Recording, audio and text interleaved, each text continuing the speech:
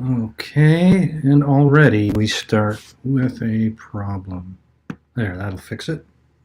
All right. Good evening, everyone. Welcome to Smokesteve's International Pub. Uh, Without Smokesteve for tonight, he's uh, he's entertaining uh, someone at his house. He actually has friends in real life, um, whereas all I have is you guys. So we'll see if we can't keep the fun going with your help. Uh, yes, cup of tea. 45 minutes from now. That's when something actually happens. So, how is everybody? Cup of tea, how are you doing? I hope that you are doing well. And anybody that I'm not going to play guitar, I'm not going to sing for you. So, if you want to come on, I'd appreciate having some company here. It's awfully lonely. Probably. And that I think that Bud has two meanings because you know he loves Bud Light.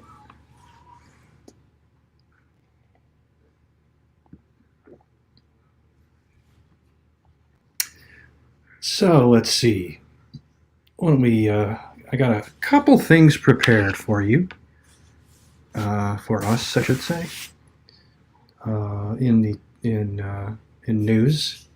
I will start with today's amazing event in politics in the United States. Okay, bear with me while I attempt to find which one it is. No, not that one. Yeah, that's the one. Okay.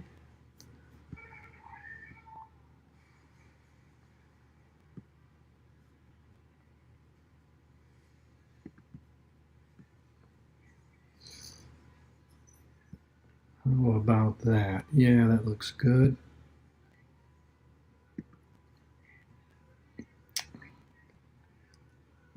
So, in case you haven't heard,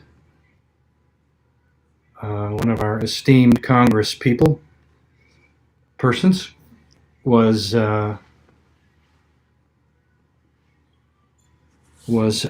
caught pulling a fire alarm. Now, it's just a coincidence that at the time the Democrats were trying to stall for some parliamentary maneuver or some reason or another, and just at that time he pulled the fire alarm, and of course everybody had to leave the building. Um, Now apparently that is a violation of law almost anywhere unless it's a real emergency. And let's see if we can find his excuse.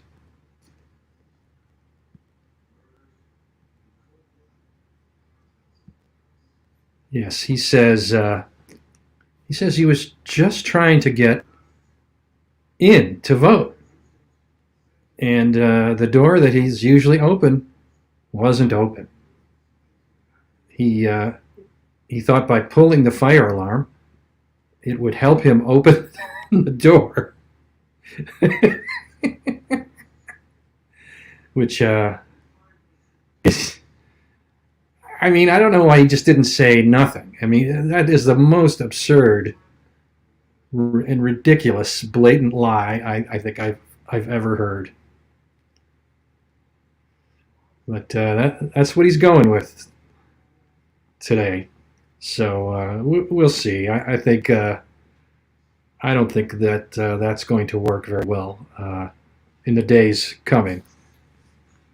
And some people on the right are saying, well, actually, he interrupted a a meeting or interrupted a gathering of Congress, which is one of the laws that many of the January 6th folks that were convicted. It's one of the laws they were convicted of. Some of them. So so we'll see. I'm not sure that it applies to a Congress person. In fact, I doubt it. But it's fun to mention that, anyways. RW. Hey man, sorry I'm late. What are we talking about? We're talking about. I don't know if you're even aware that someone pulled the fire alarm today when Congress was meeting to try and hammer out a continuing resolution. And unfortunately, they captured the guy on camera, and it was apparently Representative Jamal Bowman, and he actually confirmed it was him. This is him pulling the fire alarm. But he made an excuse, and he said he was just trying to get the door open that usually was open but wasn't. He didn't mean to cause confusion. He didn't know it was going to trip the whole building. He thought it would help him open the door. So, yeah, that's so I guess there wasn't even a slap on the wrist for that. Well, not yet. We'll see. But the Republicans are definitely going to use that. Have fun with that one. Yeah, they are. So how you doing, RW? I'm good. I have a task I was assigned by my children. They gave me a piece of paper here with 10 numbers on it, and I'm supposed to create a treasure hunt for them when they wake up and hide little notes for the next spot. You know what I mean? Like, yes, I'm green and cold, and so they open the fridge and there's the first clue. You know? Yep, that's the essence of a treasure hunt. That's a lot of fun. That's a lot of work, though. So I'll be here and there in my mind as we speak, but I'm happy to be here, and I'm also happy that Steve's hanging out with real people today. Yeah, it's amazing. Some people have real friends. Have you ever? Do you know what geocaching is? Yes, there was a place where my family's last business was that had a transformer in the ground or whatever it was, one of those green boxes, and on it was a fake outlet. And if you picked it up and you looked in the back, there was a piece of paper where you could write your name down. And we didn't know what geocaching was at that point, and we kept having these people come to the end of the cul-de-sac, and we thought it was a security issue. And then we found out what geocaching was. Yeah, it really is creepy if you don't. The people like wandering around looking under and at everything. It's I used to do it, but anyway, I brought it up because it's can be a fun thing to do with kids.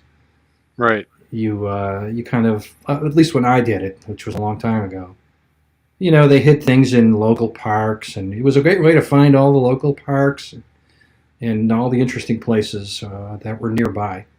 Have you heard about, I'm not sure which park it is off the top of my mind, it might be Central Park in New York, but there's treasure hidden there, and there's a poem that was released, and all these people are allowed, they have to sign up on this waiting list, and they can pick like a so many feet by so many feet spot to dig and see if they're right based on this poem, because it's jewelry or something of great value that a riddler buried in the park. I thought that was pretty cool.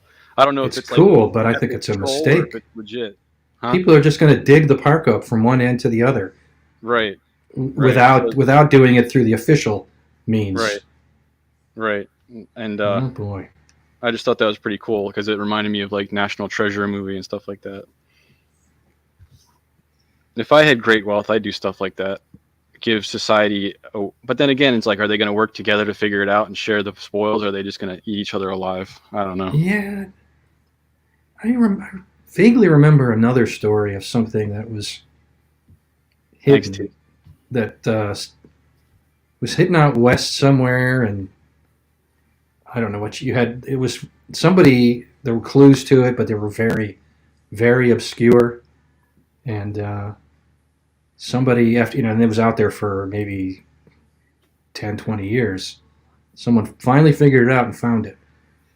And the it was hidden in a very remote and beautiful spot that the person who hid it didn't really want everybody to know. So, you know, if you found the spot, you were meant to keep that a secret. So, So and the treasure apparently, was the spot itself. It wasn't something at that spot. correct. No, Okay. there was something at that spot. There Okay. was a treasure at that spot. So it was, in a sense, a double treasure. There Okay. was something of material value there, and the natural beauty was spectacular too. And that was found. And it was found, yeah. Okay. Yeah, I dig stuff like that. It was somewhere out west. I can't remember where, maybe. This cup of tea. Do you want to come hang out on camera, dude? We're He's we're never shy a couple people tonight, so if you want to hang out. he's never been on this show for at least that I can remember. Oh, okay. But he's always welcome. It's all good. Have you ever found anything like money or a gemstone as you're just walking along in life and you're like, oh, sweet. I can't remember off the top of my head if I've ever found anything. Nothing significant. I mean, the most I once found a $10 bill, It's not bad. and I felt bad because that meant somebody, Lost a $10 was bill. out $10, and they were probably upset. I mean, if that was in the So 70s, that was like sweet deal. But now it's like, no, all right, it buy a was candy bar. maybe 15 years ago. My wife and I are watching Friends, and I always get a kick out of when they go and buy like a whole bag of muffins in New York City. They pay them $4. I was like, dude, that'd be like $20 or something now. Like that's not even close. And whatever it was 3 years ago, it'd be double that today. Right. It's astronomical. And we had an Yeah. interesting turnout. Drone Tech did we did the debate on globalism on Uh-huh. Thursday, and we didn't really have any left wing people show up. I'm guessing they were all busy, but it was basically unanimous that everybody saw globalism in one way, shape, or form happening. And that was the only time that we've brought up a debate topic where there wasn't some type of argument or not really like two camps. That was just interesting to me. I thought there would be more people that would defer. I probably could have defended it to a certain extent. Defended it happening or not happening. I don't know if it was pro or anti, or was it going to happen or not going to happen. It was any angle that you wanted to speak on it. Period. Just everyone sharing their reflection on it. Mine was pro and using Agenda 2030 as a catalyst. Yeah. Where would you be at on it? I mean, my biggest hope is at some point, not in my lifetime, but to at least progress in the direction of ending these conflicts that we always seem to be in. And in my lifetime, I've seen the Vietnam War, and then that was so awful that it turned us off of war for like, maybe 5 or 6 years. And then we got Reagan, and we sort of, even the whole time, even between those years, we were funding wars elsewhere and dirty tricksing our way into conflicts, making them worse. And since then, we've had, an endless stream of conflicts and wars. When Bush came in and we got hit with 9/11, we got two horrific, endless wars that are, that finally came to an end after forever. Now we have the Ukraine war, and Libya happened, and it just seems like for all of our talk, of technological innovation and modernization and ethical uh, evolution, we're still the same murderous species that just can't stop finding ways to engage in horrible conflicts that kill tens to hundreds of thousands or even millions in some cases. So I thought that globalization was could be a way um, to progress towards to less conflict because everybody would have a stake in maintaining peace. The economic consequences of war would be uh, worse than they ever were because everything is interconnected. Globalism. And when someone sneezes in China, someone in the United States catches cold. Um, it just seems like we haven't gotten any of the benefits, and we've paid all the price. So it certainly hasn't. What we have had so far in globalism hasn't really hasn't. By the way, am I using globalism in the same way that you think of it? I think of it as the global interconnection of economies. Yes, but in my mind, the end game is one governing body that runs all of them. I don't think that's necessarily a requirement for globalism. I think just like in this country, you have hundreds of thousands of of companies, and even in one particular market segment, there are often many companies. Um, Still, they all are participants in a market where they exchange goods and services, and uh, each may be better at some things than their competitors, or for whatever reason there is a need for multiple companies. I think the same thing is true for countries, for the very simple reason that you know governance is local. It's even in the United States. We have a federal government, we have state governments. Within states, we have county governments, and within counties, we have city governments. And so, I, I see all governance as local uh, by necessity. And, but I do think that at least economically, you can have. You can have this global interconnection of markets. Now that means that there will be disruption, where like we've had in the United States, where people build cars more cheaply in China or Mexico, and so you'll lose jobs there to those people, and those are good jobs here. Cars will end up being cheaper, which may, for the rest of for America, that might be a huge net win. But if you're someone who lost their job, you're not going to see it that way because it's devastated your family. Right. So it's never going to be easy, and I just think that the real benefit of that was not just economic, and maybe not even economic, but toward a peaceful world. The problem with that equation is people. And so, It is. I mean, there's no solution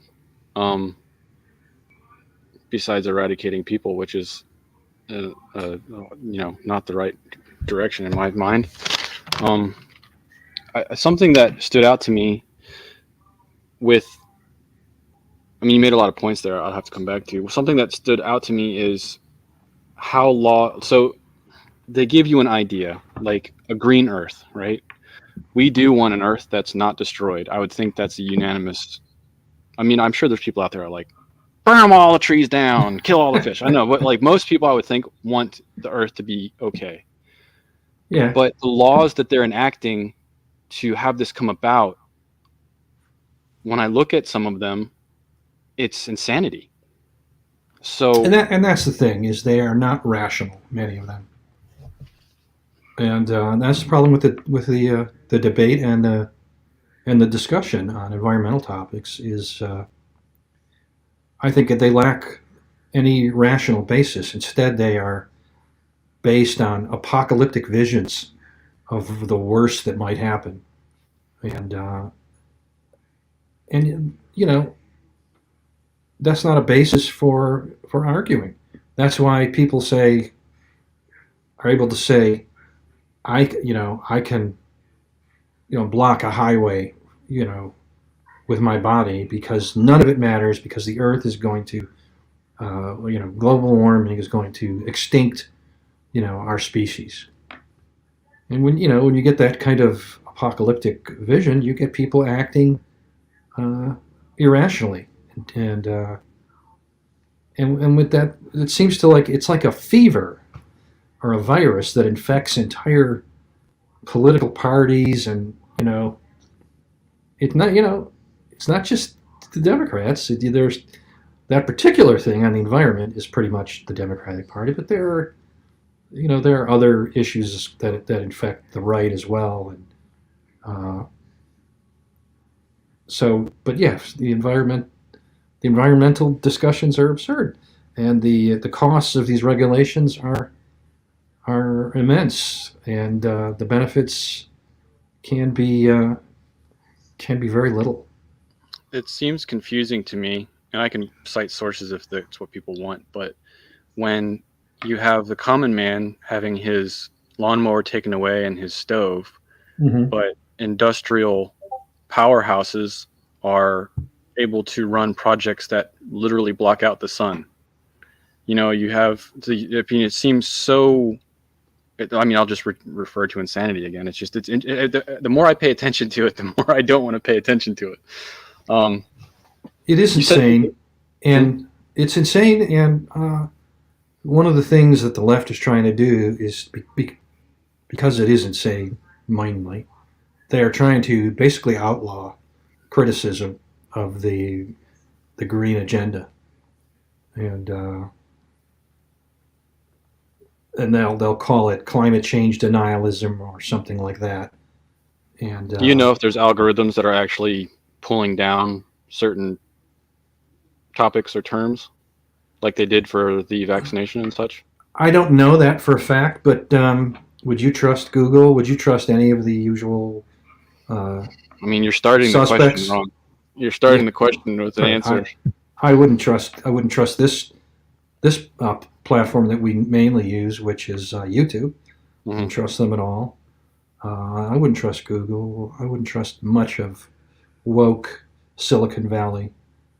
Uh, not to be surreptitiously and secretly skewing the debate and censoring Do you people. see this platform's company as a private company, or do you see it as a Yeah, cog in a wheel? no, it's a private company.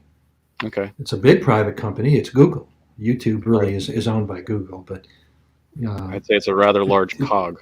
yeah, it does have significant amount of self governance. I don't think that Google Central, make pulls the strings on YouTube. They just acquired it and let it grow for the most part. You mentioned earlier about how governments break down to, small scale government and then smaller and then smaller. Do you feel like you have a say in what happens here as a citizen?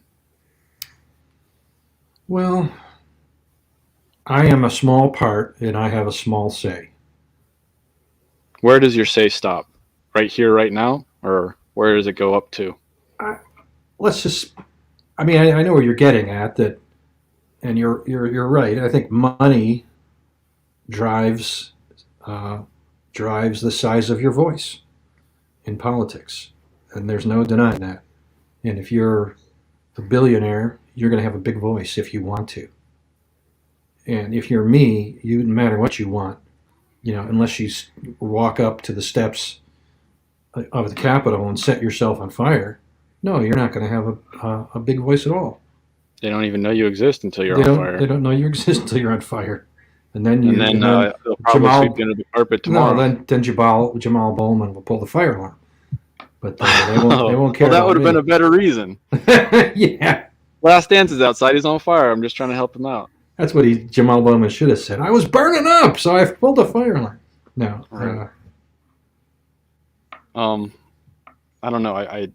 I don't want to spin it into the weeds on, like how the system works and all that, but I again, on the world stage, it seems like our country is doing some very strange things and the people don't really seem to be in charge of it.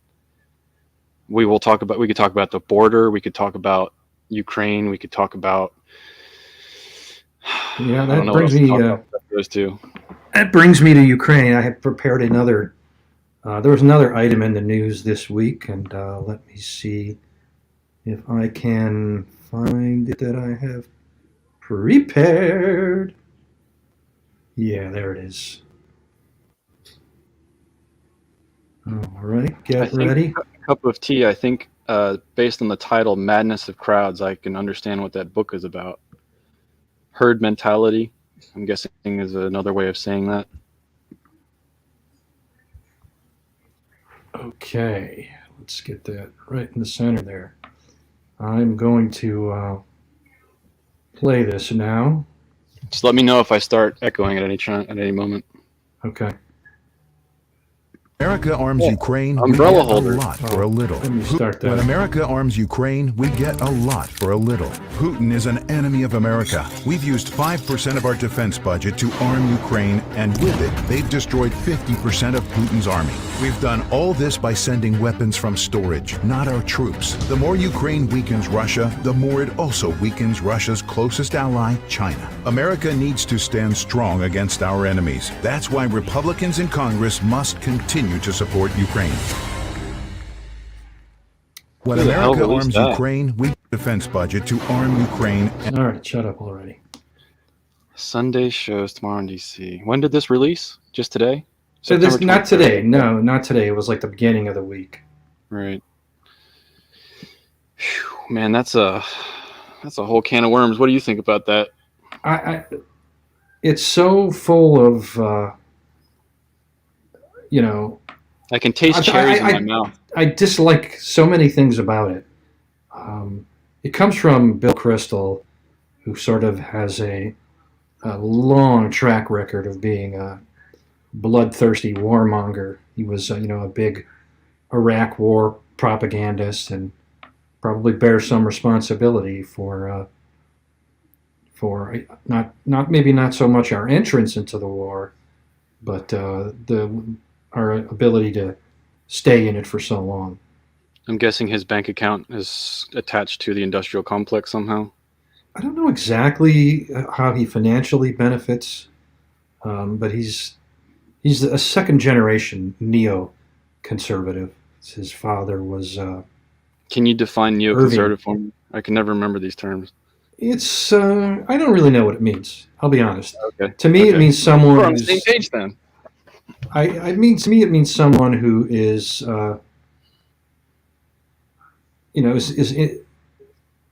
is kind of on the right, for the most part, but in the context that I see it normally, it's someone who's really into the military buildup and making sure that we always have enemies to mobilize against and engage in war against.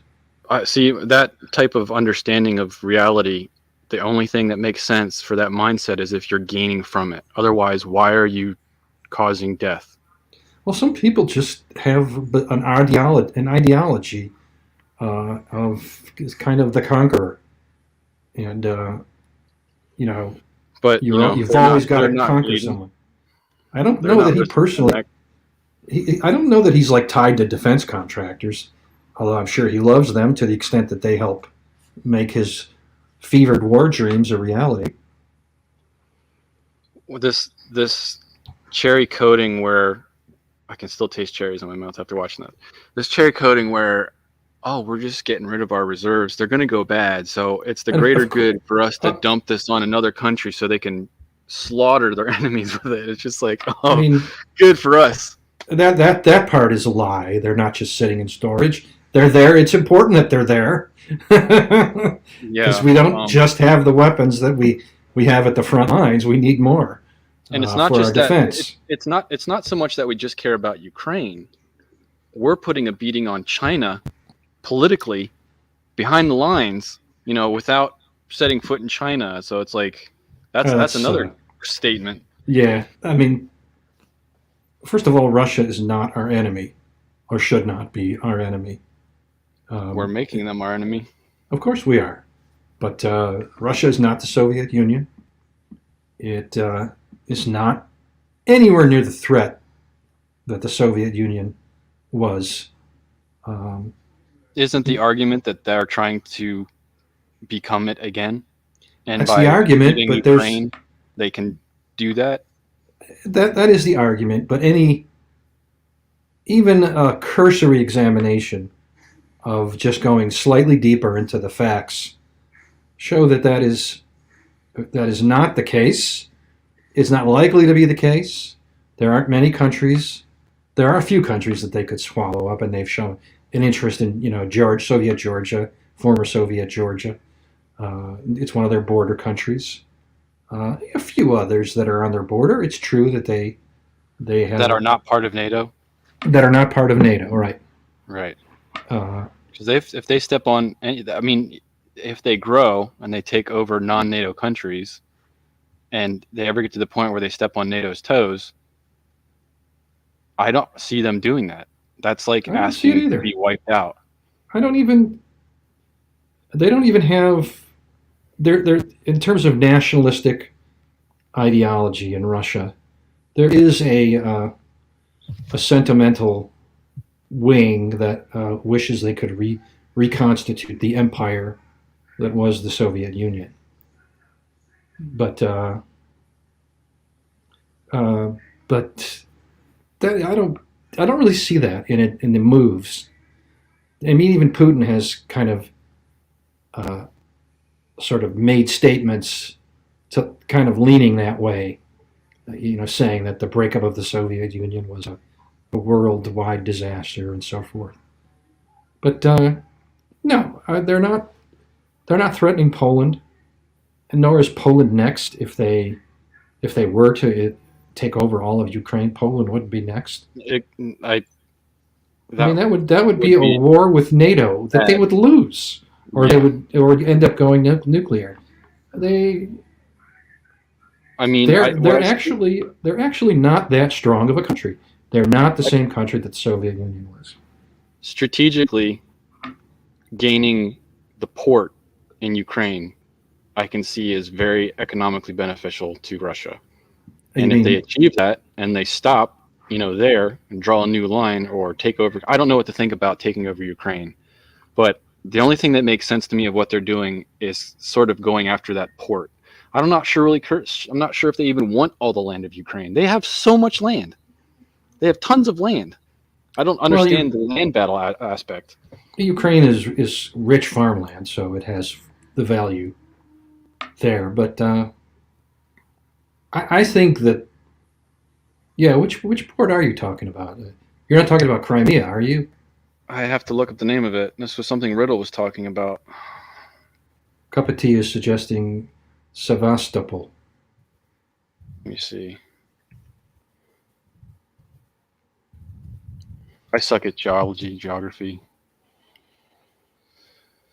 Don't even know what the right name of it is. Geology. Or geography, sorry. There you go.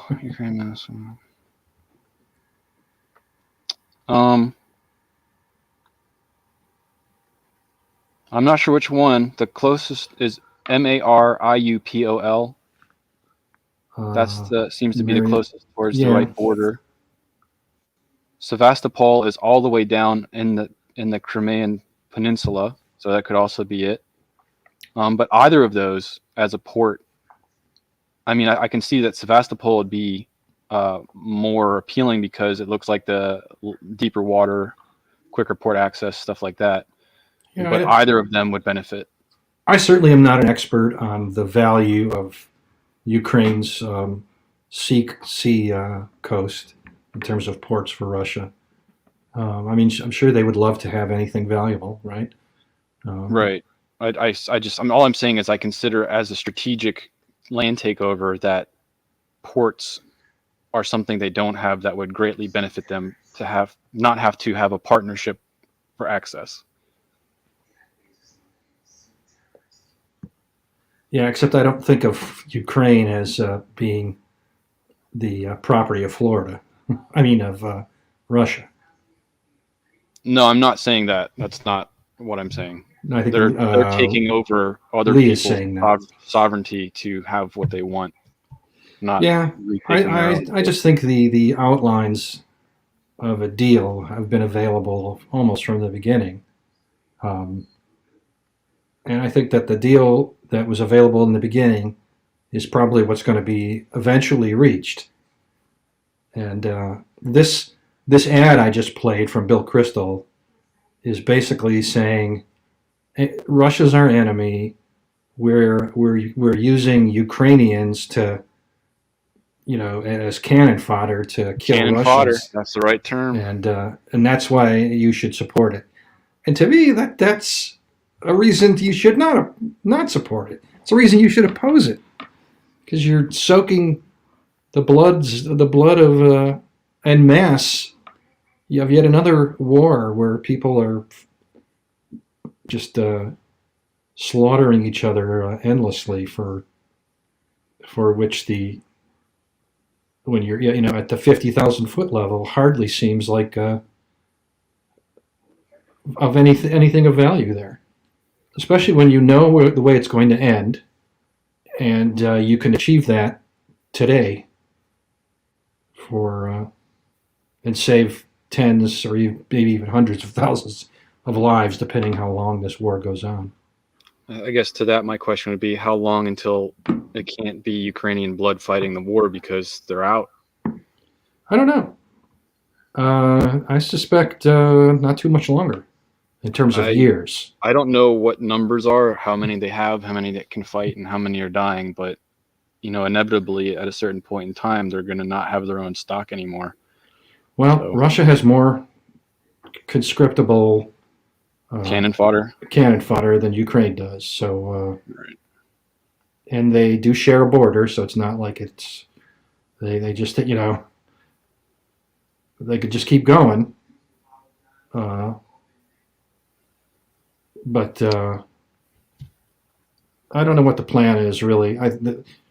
Maybe the plan is to turn it into a stalemate where the casualty level is low, because if anybody dares try to advance, they will take heavy losses. So, a lot of these things have ended in stalemate. The Vietnam War, our involvement in it ended in stalemate. The Korean War ended in a stalemate, and perhaps this one will reach some sort of a bloody stalemate as well. I don't know. I don't think anything will change until someone who is not a Democrat becomes president. I could say until a Republican becomes president, but I hope the next president is a libertarian. But it's not. It's never going to be a libertarian. That's a tremendous long shot. Good luck, buddy. Yeah, thanks. Buy a lottery ticket at the same time you vote, right? Right. I guess I'd like to segue into the concept of morality. I'm preparing for a debate with more youth, I think, than us on how morality is defined, because usually it's in my mindset, it's the religious debate of a standard, and then there's black and white, and that is how morality is standardized.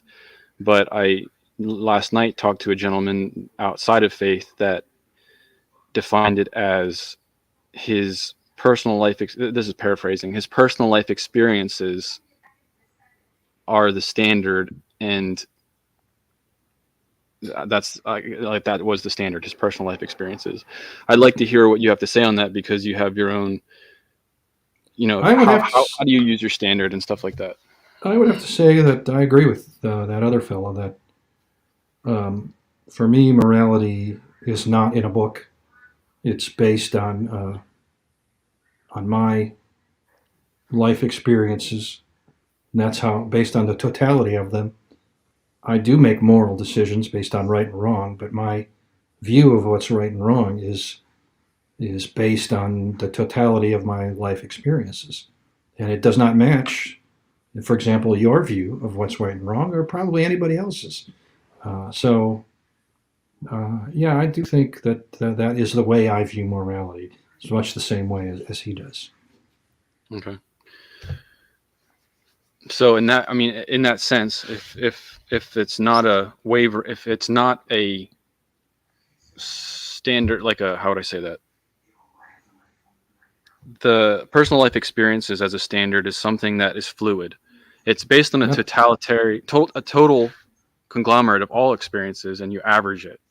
But as you have life experiences, that standard can change based on Right. experiences. But I am talking about a personal notion of morality as well. Right. Yeah, that's right. How do you, what, I guess democracy is the right way to go about instilling morality for a culture, for society. Yeah, in that case, if you're wondering how do the laws reflect uh, a sort of a American-wide morality, for example, is that what you're? Well, I guess my question is, how do you outside of divine law create a standard for society to say this is moral for society? Yeah, it I saw, is. I have the human rights in the French Revolution, and that's I don't know who wrote those and how they came to those conclusions, but I'm guessing it was democratic. I don't know. Yeah, I think it is the only way to do it is through a democratic system. And then once those laws are instilled, because it's the majority that are saying this is moral, Right. for someone that's not in that majority that commits a crime on that morality, how do you where is the line of that punishment? Is it capital? Like, is there still, how do you define the level, I guess, also democratically, at what point what life must be taken? It is democratic, but the founding fathers really wrestled with this question, and I find that the U.S. Constitution is kind of a genius level uh, answer to that conundrum you've outlined, where it is ultimately the majority is ultimately able to run roughshod over the majority, but it's hard to do because they put this Bill of Rights, which protects kind of a core set of values that you can't take away. You can't take it away by law. You can't take it away by uh, religious edict. It's kind of this core set of rights everybody gets no matter what, unless now even those could be overridden if you can somehow develop Once the majority decides that to be so. Once the majority decides that so, they could use the amendment process to get rid of those amendments. An amendment can be used to get rid of another amendment. And they could take away the Bill of Rights. They could take away the right of free speech and freedom of religion, ultimately. So in that why sense, it's almost like a ticking time bomb. It will work for a period of time. It if does. society stays in the same mentality. It's worked for over 200 years. The Bill of Rights has. It is, and it's struggled before. Uh, every time there's a conflict, the First Amendment, people go after the First Amendment. It happened during the Civil War, of course. The First Amendment, the Fourth Amendment was routinely violated by Lincoln, and it didn't fare well, the Bill of Rights, during the Civil War. It didn't. First Amendment didn't fare well during World War One, where people were arrested for passing out pamphlets urging other people to, to be pacifists, and the Supreme Court, upheld those things. All right,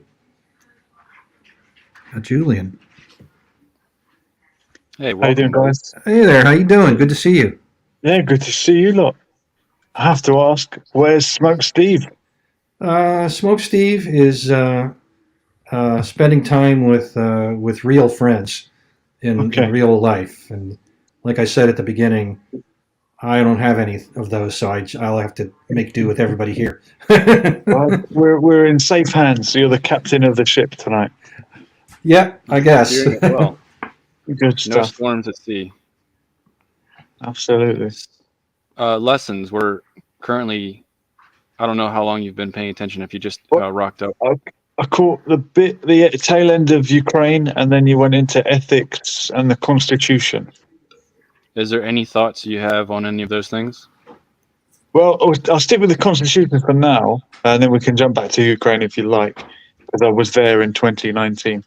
But the Constitution, he was saying, has been around for 200 years, and it enshrined the rights of every man, presumably every woman as well. What about Well, go on then. I'm we'll just saying see. you should. No, it didn't. Okay. The It didn't. right. It did not. The right, for example, the right of women to vote was added by an amendment. Okay. And what about racial equality? Was that implied? Was it not mentioned? It was implied on the one hand, and on the other hand, slavery was acknowledged especially in the 3/5 compromise that's in the Constitution. All men are created equal, so get back to work. So I Wow. mean, there were definitely the document and the Declaration of Independence contained contradictory and conflicting statements and values, and the founding fathers wrote extensively on the way they saw this, and they did see it as an inherent. The author of the Declaration of Independence, Jefferson, owned slaves, and even in the 1700s, he is writing how this is an inherent contradiction. There is no way to argue your way out of it, and he foresaw slavery as evolving away in the United States. Evolving away. I think In the meantime, anything. in the meantime, he personally took stock of his. He was also a businessman, and he had a farm, and he had slaves, and he did a financial analysis, and he discovered that the most profitable part of his business essentially amounted to breeding more slaves. So that's what he did. Yeah. So, hypocrites, right? It makes sense. Yeah, it makes sense. And what is the procedure for an amendment to be made? I think there are two different paths, and I don't remember exactly. I don't remember exactly how it's introduced, but it's, I think it's 3/4 of the states then have to ratify the amendment for it to become an official amendment. I always hear about the Fifth Amendment and the Second Amendment. Those are the ones that seem to come up.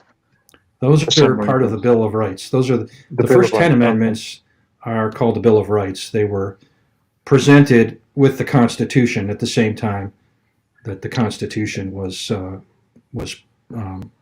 promulgated. So the Second Amendment, a well-regulated militia being necessary to the security of a free state, and the right of the people to keep and bear arms shall not be infringed. And the fifth being, no person shall be held to answer for a capital or otherwise infamous crime unless on a presentment or indictment of a grand jury. Blah blah blah. Very good. And the Fourth Amendment is a big one too.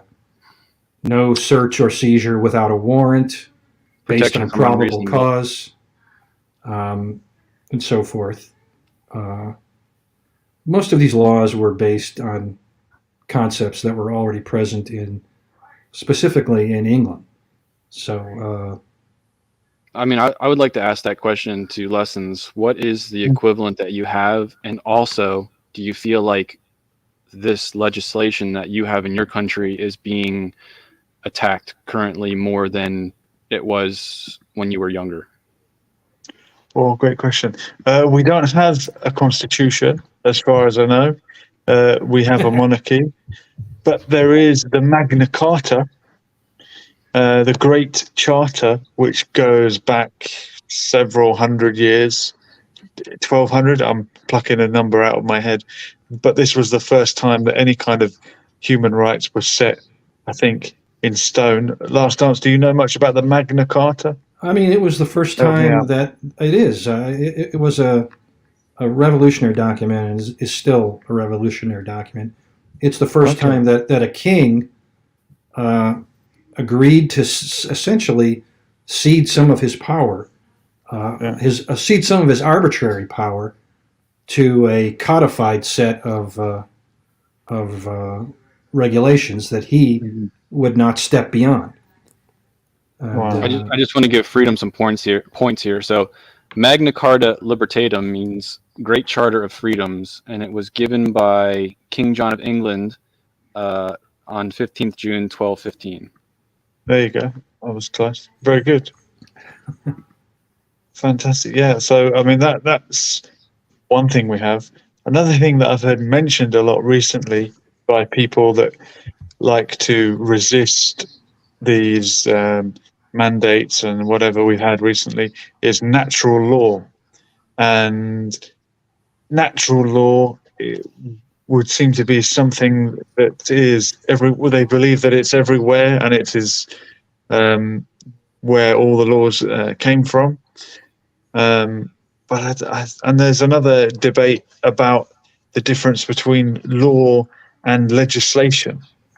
When you say natural law, does anyone call that common good, or is that a different concept? No, that might be what I'm referring to. Natural law, common law, common good. Sort of like an idea that this law supersedes any kind of rules, regulations. I mean, people that speak legalese and really know their rights. I've got friends who say, I never pay. We've got council tax over here. Every region has a council for the borough, and there's a certain tax you have to pay. I've got friends who just say, I write back to them and say, no contract. I'm not interested in engaging in commerce with you or an agreement. Therefore, you can't charge me for a service that I don't wish to purchase. And they just don't pay their council tax. And they would argue that they're not breaking any law, because that is their right to pay. Once you engage, like we also have a TV license to watch the BBC, the national news or the national television channel. Everyone has to pay £100, or I think it's £130 now or something, in order to watch it. And there's no adverts on that channel. It's just funded by the public, but everyone has to pay if you have a TV. Now people come around and people come. You have to pay for them to lie to you. People come around and knock on the door to say, I want to inspect your house. And if they find that you've got a TV or evidence of a TV, or even if you watched BBC programming on a tablet or a phone, they could then impose a fine.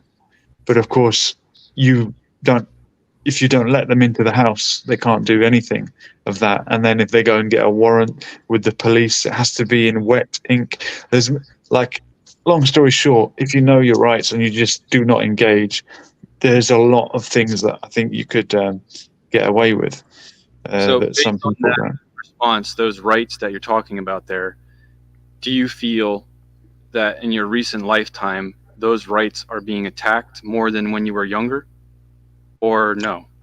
It does feel like that. Yeah, it does feel like that. Whether that's true in reality, I mean, we've got the online harms bill that would, I think, give the right for the government to censor the internet. We've had Sounds like what a good happened with, idea. yeah, we had what happened, what's happening with Russell Brand, innocent or guilty, I've got no idea.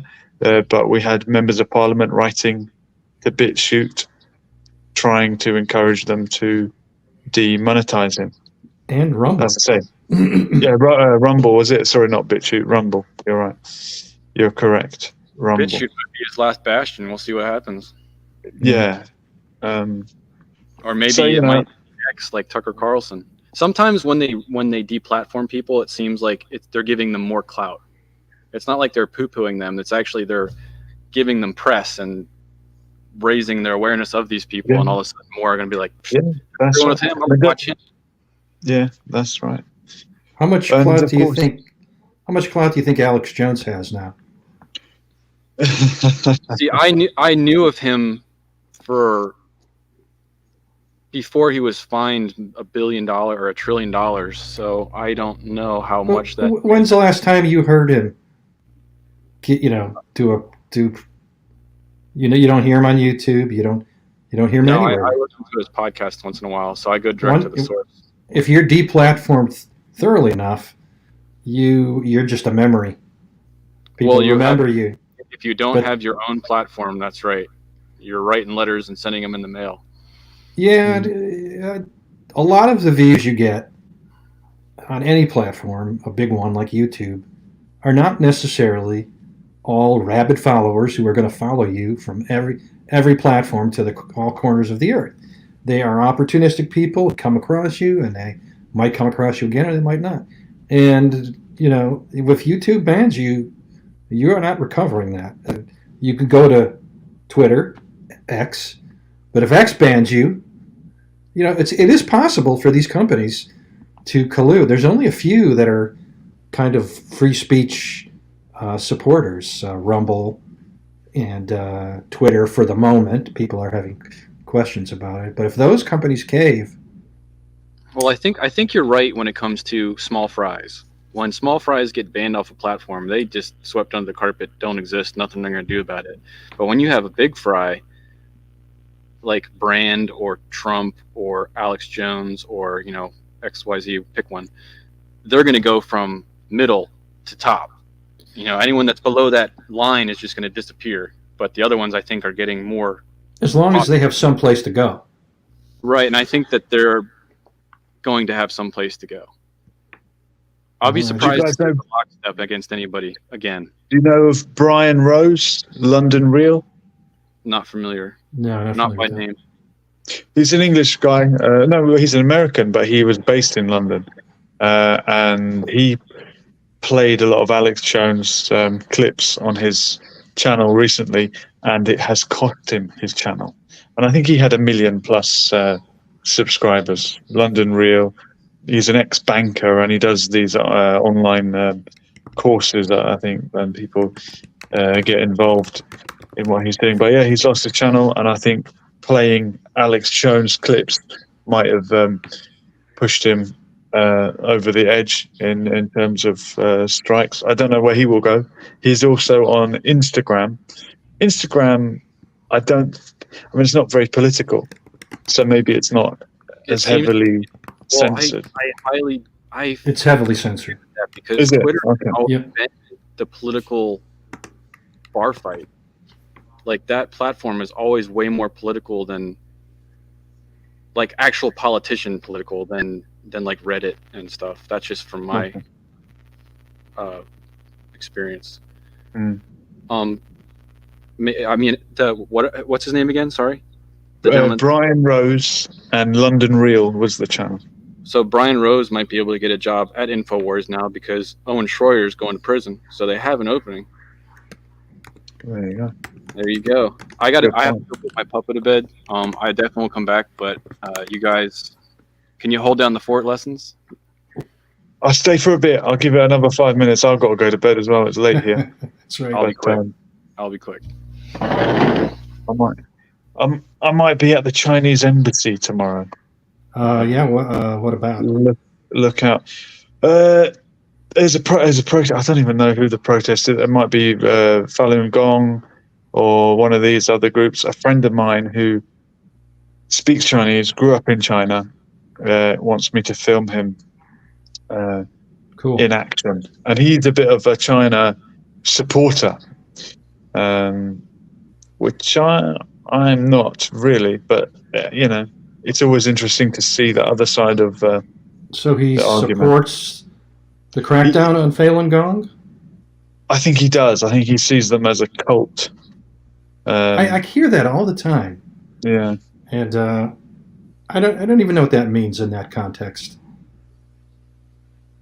Yeah, it's a difficult. One man's cult is another man's religion, isn't it? Right. Yeah, it's just. I mean, if America does a lot of bad things in the world, which they do, doesn't mean that their enemy's great, or that China's right, or that Russia's right. There's bad in every country, and it's hard not to be partisan sometimes. It is. And nationalism is, I think, a disease that infects so much of the world, including the United States. It's But I mean, the civic nationalism is always, I think, safer than the real sort of racist nationalism. The patriots in America presumably believe in, as you say, the Constitution and all men equal and women now as well, and that's men of all races. I mean, I know quite, it's noticeable when black people are prominent Trump supporters, because that's not what we're led to believe. But I think Trump was quite popular among certain sections of the black community, and I've met black people, black American people over here that tell me the same thing. Like, we're with Trump. He's not the racist that he's portrayed as.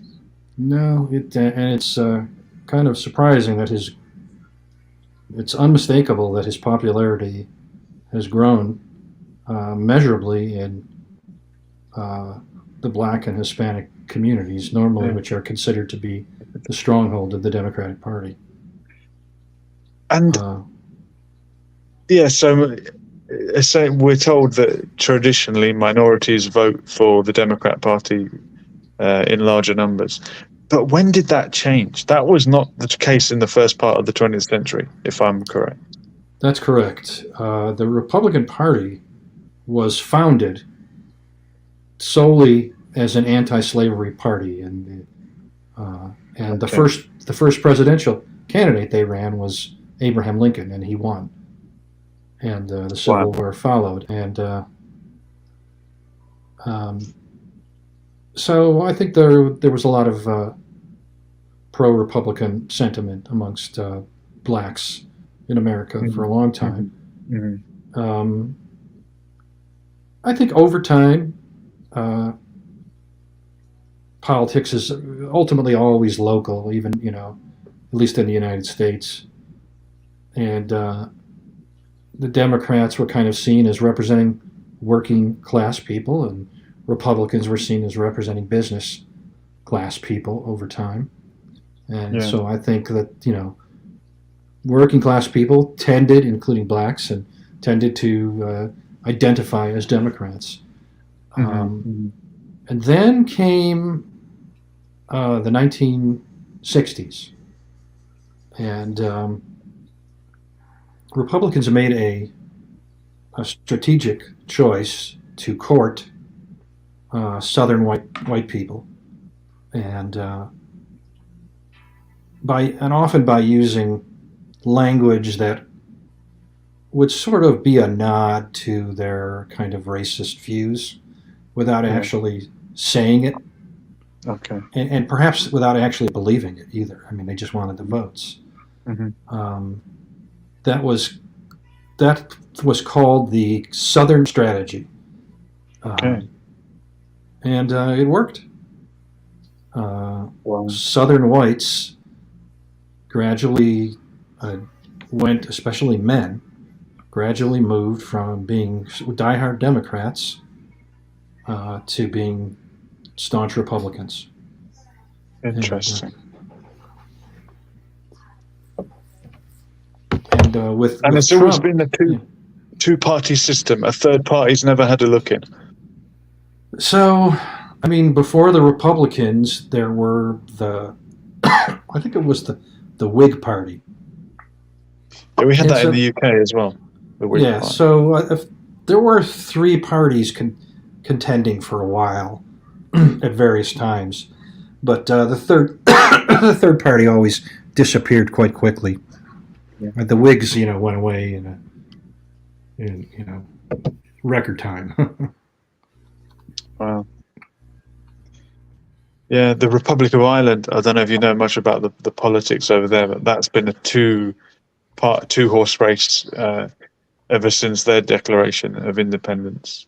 And No, I didn't know that. yeah, pretty much Fine Foil, Fine Gael. They link back to separate sides in a civil war Hmm. following the War of Independence. And I guess as that happened in the early 20th century, they did mention women in the Constitution, in the Declaration of the Republic that was declared in 1916 but didn't actually happen until several years later. It did say every Irish man and every Irish woman. And it's probably the first constitution to specifically mention women in that way. And there were some prominent female figures in the 1916 uprising. And the first female MP, and this is never mentioned, when we had the 100 years anniversary of the women's right to vote in the UK, the first woman elected to the UK Parliament when the whole of Ireland was part of the UK at the time was Countess Markowitz, who was a Protestant Irish Republican married to a Polish diplomat, I think, hence the Polish name.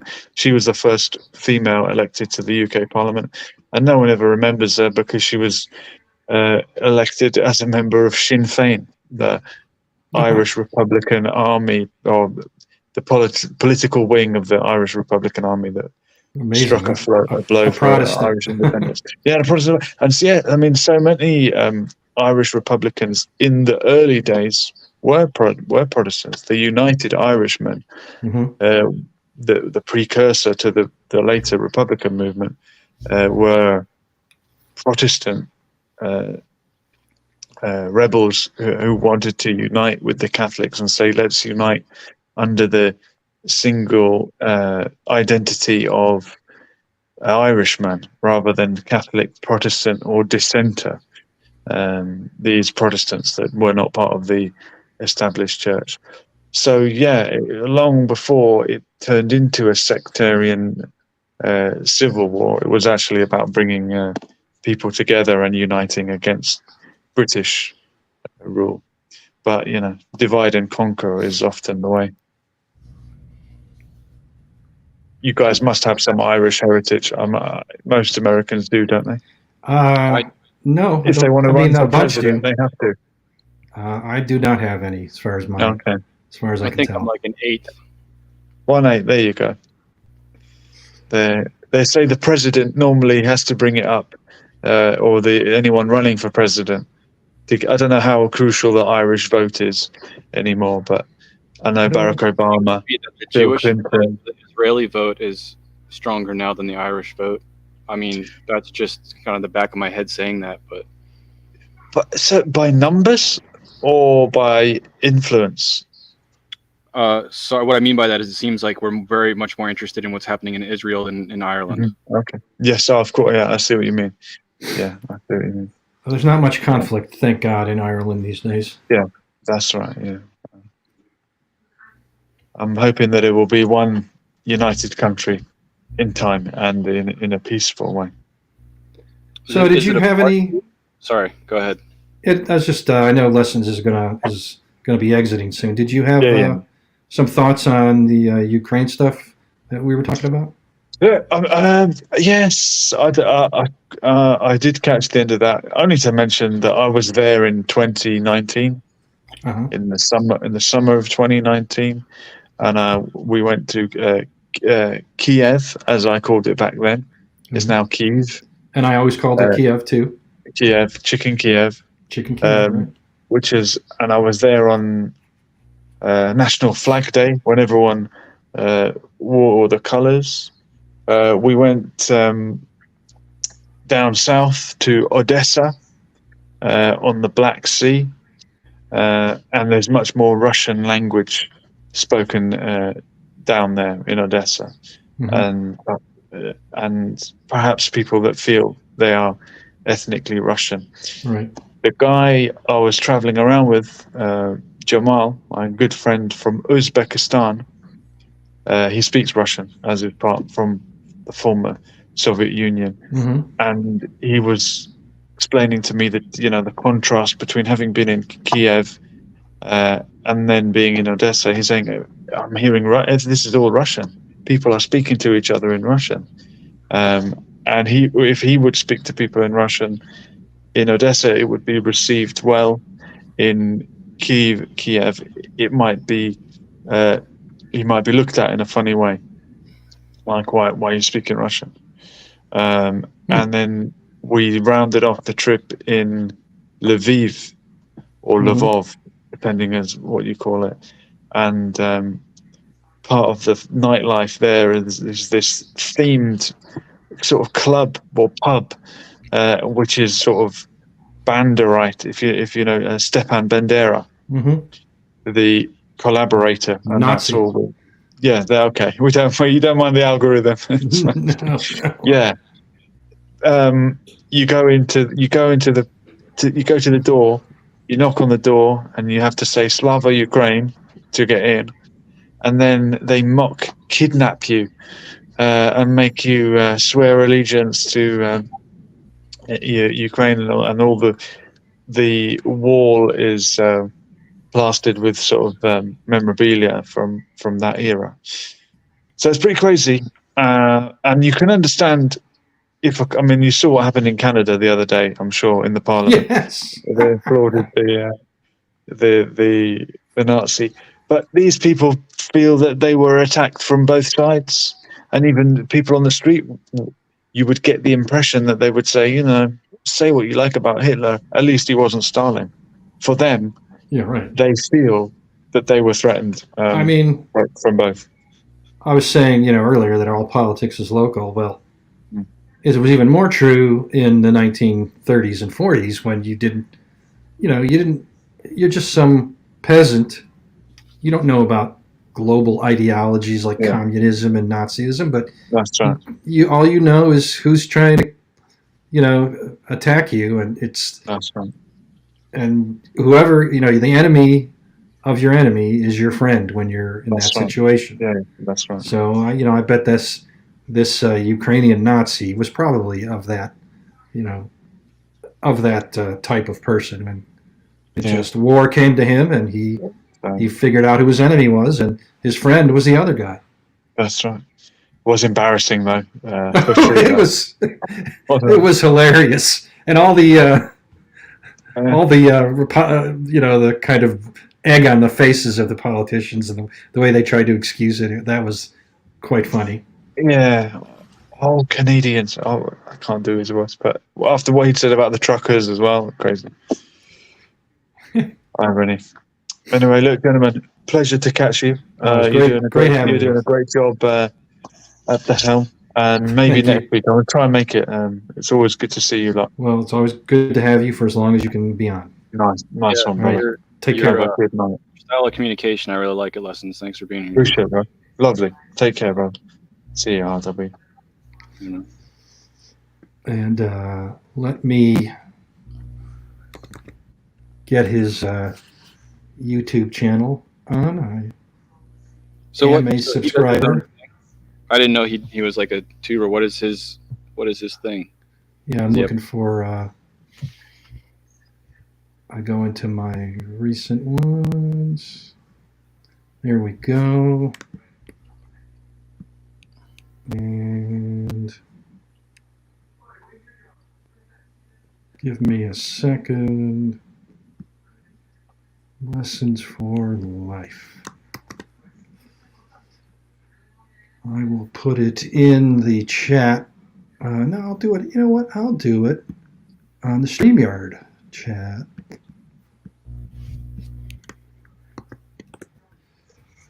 There we go. So I recommend you subscribe to him. He tends to have typically a short segments. They are on a variety of topics, and he has a good sense of humor as well. So some of them will be quite tongue-in-cheek and funny. So, yep. So it's like it looks just. I'm looking through the list. It's pretty broad from a glimpse. You see political stuff. You see like him hanging out with family, Yes. aliens. It's all over the place. If I It were looks to, like the main thing is politics, though, right? Is that right? right, and he's kind of hard to peg on the left to right spectrum. On the American left to right spectrum, I'm pretty sure he would be considered left wing. Even the UK Conservative Party would be considered left wing on the American left to right spectrum. But I don't. His politics are not necessarily any of any particular party. They're just issue specific, and I think he typically is kind of rooting for the underdog. That's the way I tend to view it, and I certainly have a great respect for that. I tend to be the same way. Is it because the underdog is the one that's not as corrupt as the big dog, or how does that work out in the end? Because the underdog's always getting abused more than the one on top. The underdog has the boot in at their throat of whoever they're up against. Yeah, I don't like being curb stomped myself, so I Yeah. appreciate the underdog too. Yeah, He's Ashley is trying to get in here too. She's looking Good. forward to it. He is a big supporter of Palestinian causes, and I have great respect for that. I honestly don't know much about it. I know there's a blood feud that's as old as the Bible, so It is as old I'm as not the sure how Bible, that was but going to go. Is there a resolution? we don't have to go that far back to find the causes of today's conflict. It's just there's two sides, and I am Jewish, and I have a lot of sympathy for the Zionist position, but I don't have any sympathy for any position that it comes at the expense of someone else's dignity, rights, life. So, I don't support much of what Israel does, and I'm disappointed that our government is an enabler of that, whether How so? 'Cause explicitly. They back Israel, in other words. Yeah, they are, but they back them unconditionally. That's the problem. Okay. So like Israel's infallible? Israel's infallible. Uh-oh. And even when sometimes, every once in a while, Israel does something that is beyond the pale, any criticism is done back channel and quietly. And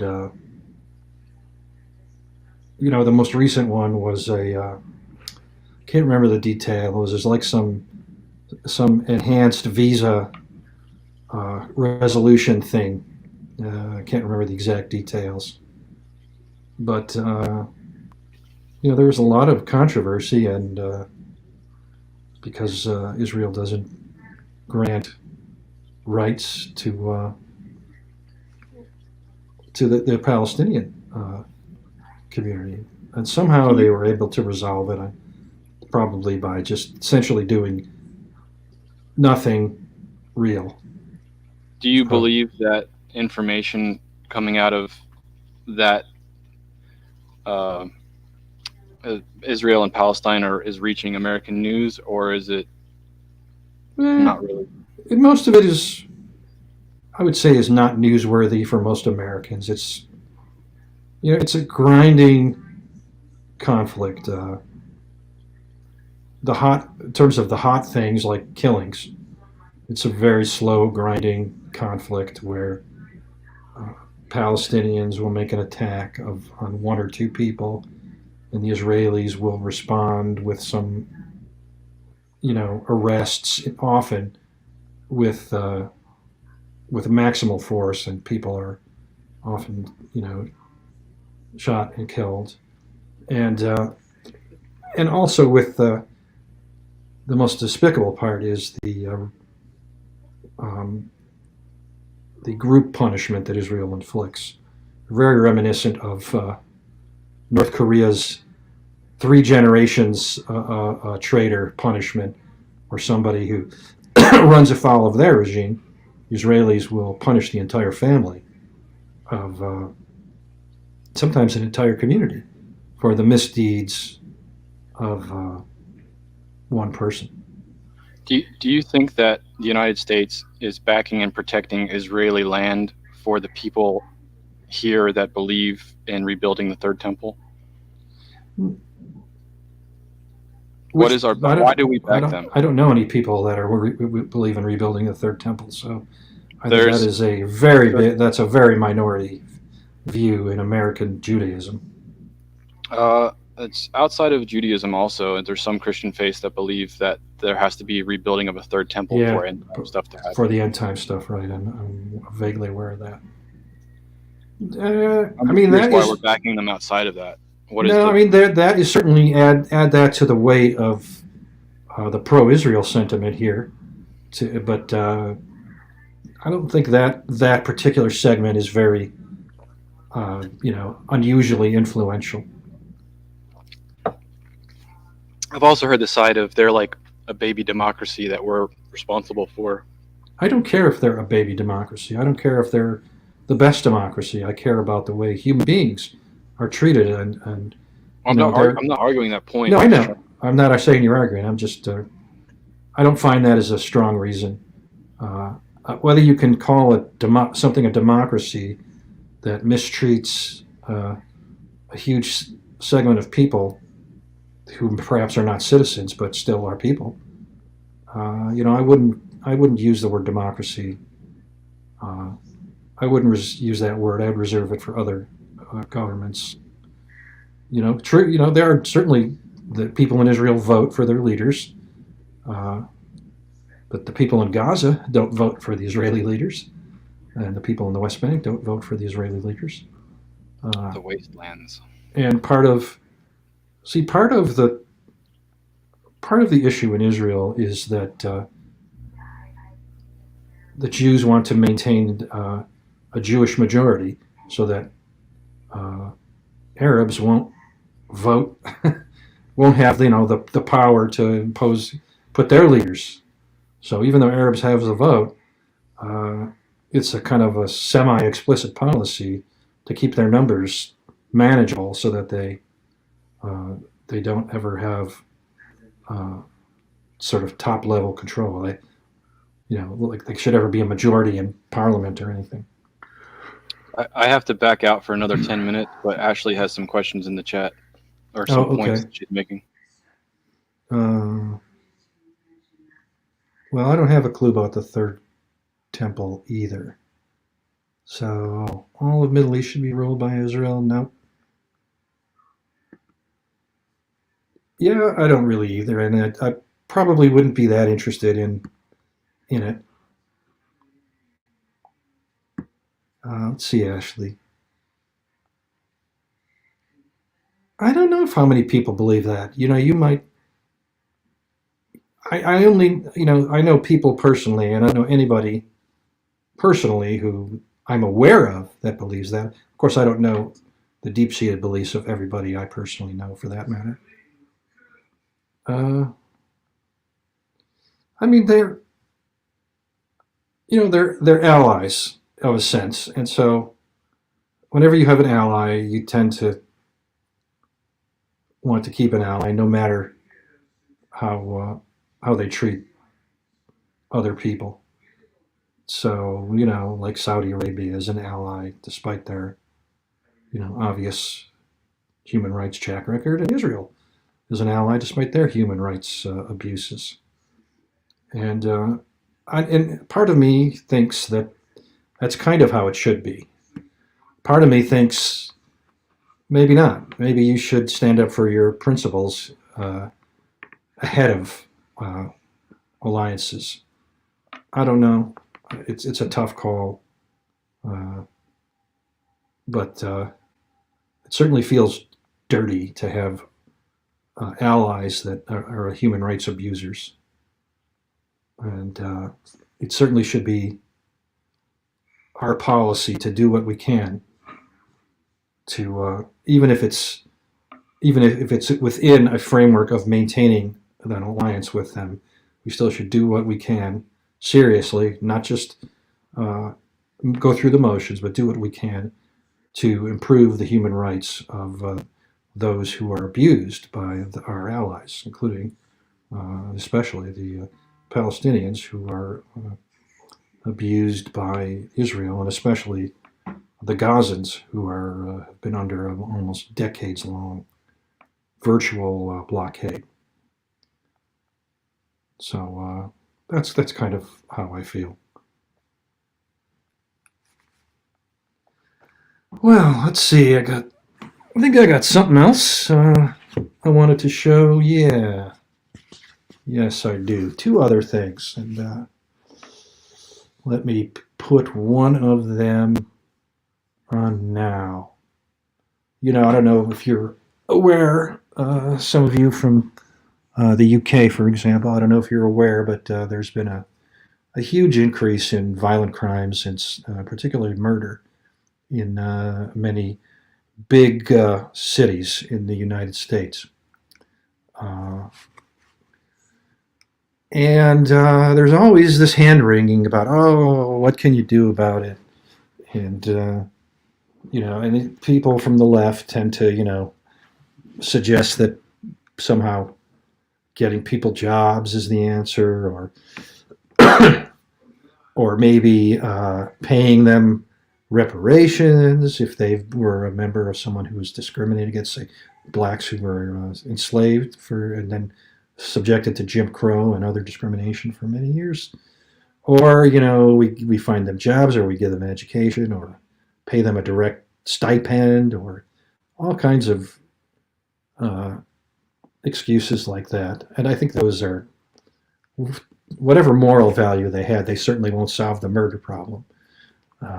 The only way to solve that problem, as I've said forever, is that you have to find, hey, Mr. Kelsey, good to see you. You have to find people who are committing the crimes and put them away quickly. And police in most cities, just like any quasi-military or military force, they maintain intelligence on who's doing what. That's part of what they do. They have a network of informants. They've been at it. They have files going over multiple years. They know in all of these cities, or they should. They know who it is that's doing these killings. They may not have enough evidence to arrest them, but they know who it is. And they need to find a way to take these people off the street. I don't care if they arrest them for jaywalking. They need to be taken and put away. That's the only way you'll affect these murder rates. And if you do that, these murder rates will drop in an instant. And eventually, these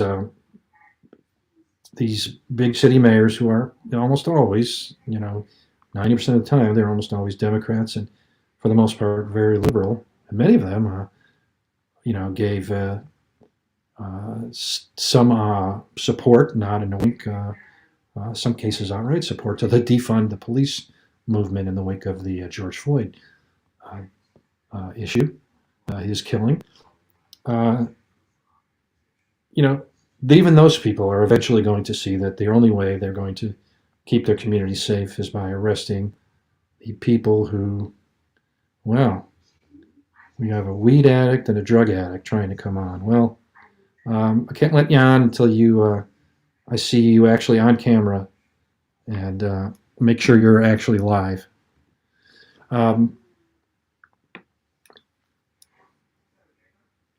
But anyway, there is another country that has experienced this problem on a nationwide basis, and that is El Salvador. And for a long time, El Salvador had the highest murder rate in the world by far.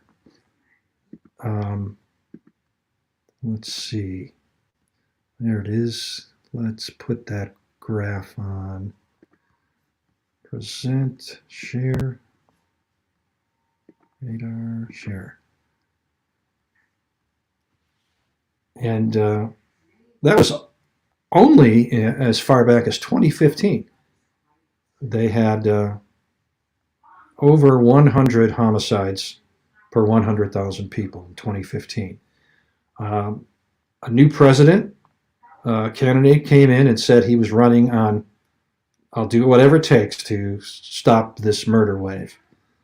And he got elected, and he just basically threw anybody who might be involved in these gangs, they're all gang related, threw them into jail. The jails are overflowing in El Salvador. But did it work? Hell yeah, it worked.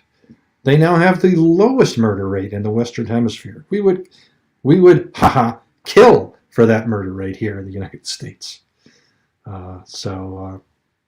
Again, that's not. How could it be a surprise that that arresting the people committing the crimes will reduce the crime rate? But somehow it's still debated here.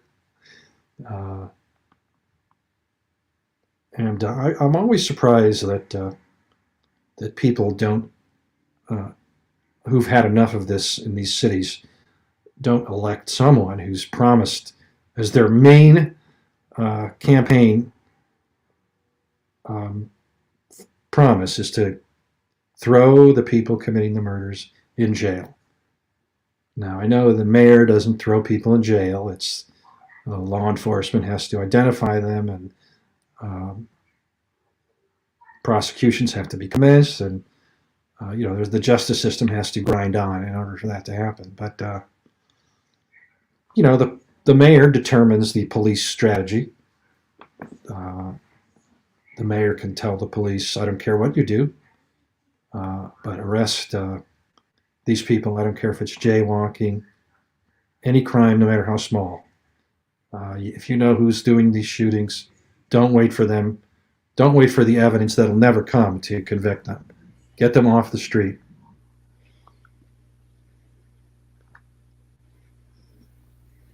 But that hasn't happened yet. We'll see. Hey, RW. Hey, man. I'm just curious. I don't want to derail. Are you guys? I'm done with that. I just wondered if you had seen the graphic I put up. No, I didn't see a graphic. No. Oh, well, I'll just tell you quickly. El Salvador in 2015 had the highest murder rate in the world. And today, after electing a law and order president, they have the lowest murder rate in the Western Hemisphere.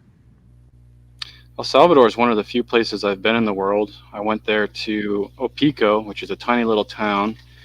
And it was a hogar, it was an orphanage, missionary work. Beautiful people, but yeah, definitely when you went to Opico and you went to town to get supplies and stuff, like you saw the guys walking around with certain tattoos, like it was that was in 2014. It was definitely a cultural experience. And another thing that really blew my mind is how they throw trash on the ground. Like they literally just there's trash cans everywhere, and everyone just throws it on the ground, adults and kids alike.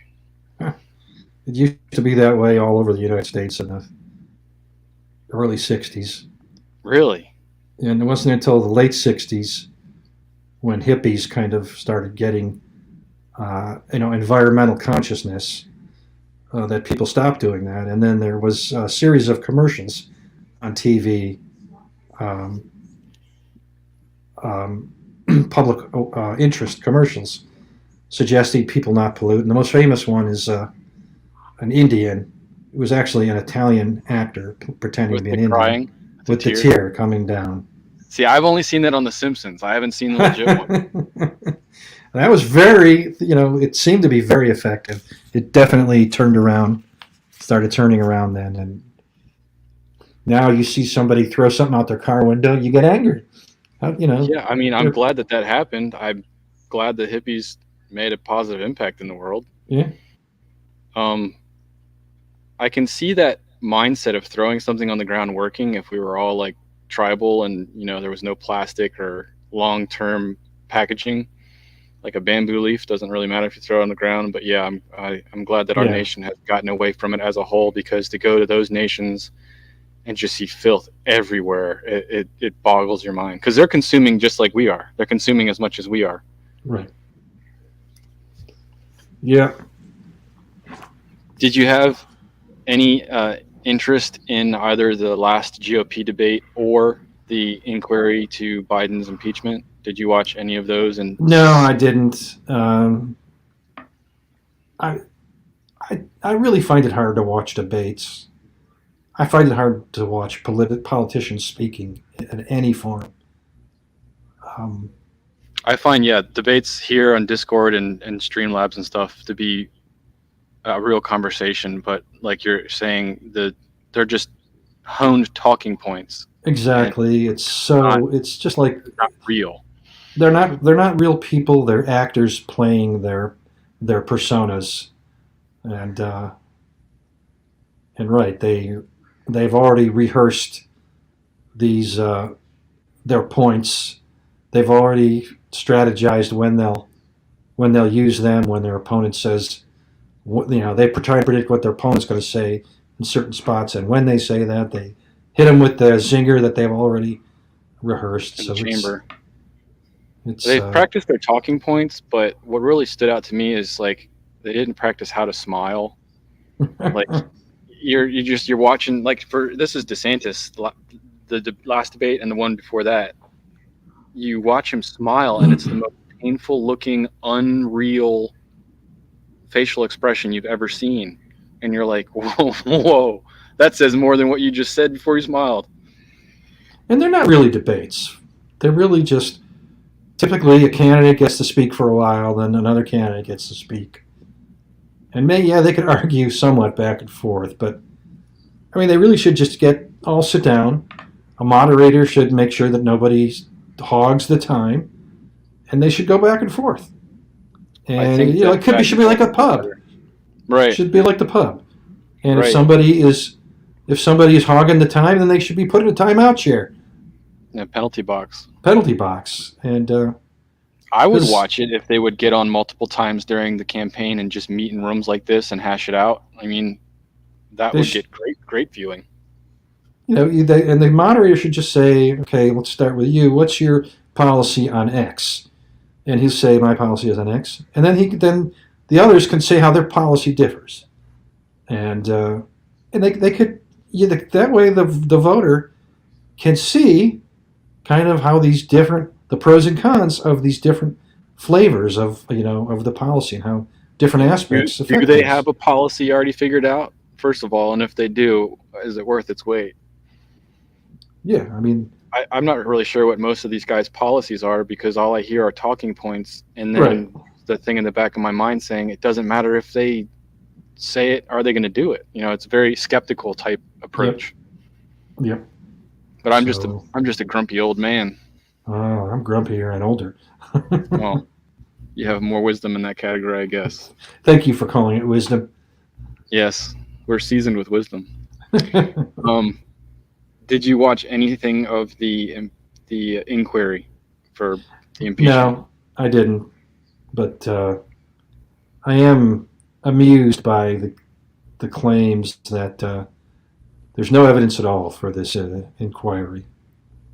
The stage. So of course there's stage left and stage right. Okay, Yeah. and on the right, they're once in a while actually asking a question about why they're impeaching him, and on the left, they're basically going after Trump or talking about their political views on different things, like they're on a debate stage, but nothing to do with the task at hand. And on stage left, they were also passing around a laptop with a doomsday clock on it, counting down in front of them as they talked, showing that the government's shutting down in X amount of time. So the statement being, why are we even wasting our time here? We have more important things to talk about. Well, the government shutting down is not more important. The government isn't just shutting down in so much time. The government's falling apart. I don't think they can keep up the theater much longer. I think there's going to be so many people that have so many questions that they no longer believe it is what they say it is. I mean, I don't really, at this point, I hate to call it an impeachment inquiry. It should just be an investigation into the business dealings of Biden, based on Hunter Biden's, these suspicious-looking arrangements that involve Hunter Biden and Ukraine. And, that's the kind of thing that people should want to get to the bottom of, and that's what the goal should be. And Right. we shouldn't presuppose that it's, you're going to find impeachable crimes at the end of the rainbow here, or at the end of the investigation. We should just investigate. Right. And so I hate, Transparency. Could you imagine a transparent government? Could you even imagine? I can imagine, but I don't believe it. It'll ever happen. But I just think it's a tactical error of the Republicans to frame this as a Biden impeachment investigation. It should just be an investigation, and they should just name it something based on what they're investigating, based on the Hunter Biden and Joe Biden business arrangements with Ukraine. But if they change the title of the witch hunt, or whatever you call it, do you think that stage left and stage right would approach it differently, or do you think they'd be doing the same thing anyway? Yeah, it's a good point. I suspect it would all be the same anyways. But I think that there is a large, there's the nation is kind of 1/3. This is very rough. 1/3 Democrat, 1/3 Republican, 1/3 Independent. And if you're a Democrat or Republican politician, and on the national stage, you always should be looking to that 1/3 Independent, trying to convince them. That should be your goal. You've already got your side. You're the 1/3 on your side. You're never going to get the 1/3 on the other side. The whole point is to politically to put the 1/3 in the middle, get enough of them on your side. And but isn't the whole point of the third that's independent that they want something that's different than both of the other thirds? They're not just there because they haven't made up their mind yet. It's like they're there because they're sick of both of them. I don't know. I'm not a registered voter, so I don't have undecided or leaning. I always considered an independent to be someone that was kind of disgusted by both sides. Oh, it appears they. I don't know if you were following the government shutdown saga, but the House today passed a continuing resolution earlier to fund the government for 45 days, and it went to the Senate. I guess based on this, that the Senate also passed it. So no government shutdown for 45 days. Okay, well, we'll just continue this conversation in 45 days. Yeah, but so, to me, it just shows, I don't know, I just think Republicans are kind of dumb about the way they approach their politicking. They seem to always want to appeal to the 1/3 that's already on their side, and throw them raw meat to keep them baying, and they kind of get killed every 2 years on their on the congressional races. So I don't know. I just think they don't have a sensible strategy, and that's partly because they're not nearly as well organized as the Democrats. The Democrats are a much better organized party. They have a more rigid messaging.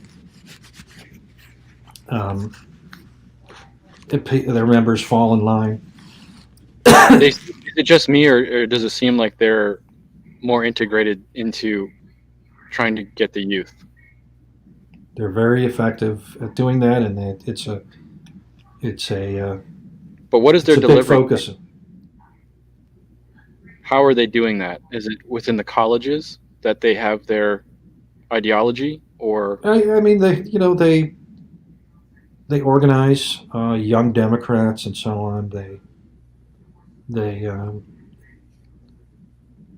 do it effectively. If you notice, all the people. Let's just give one example.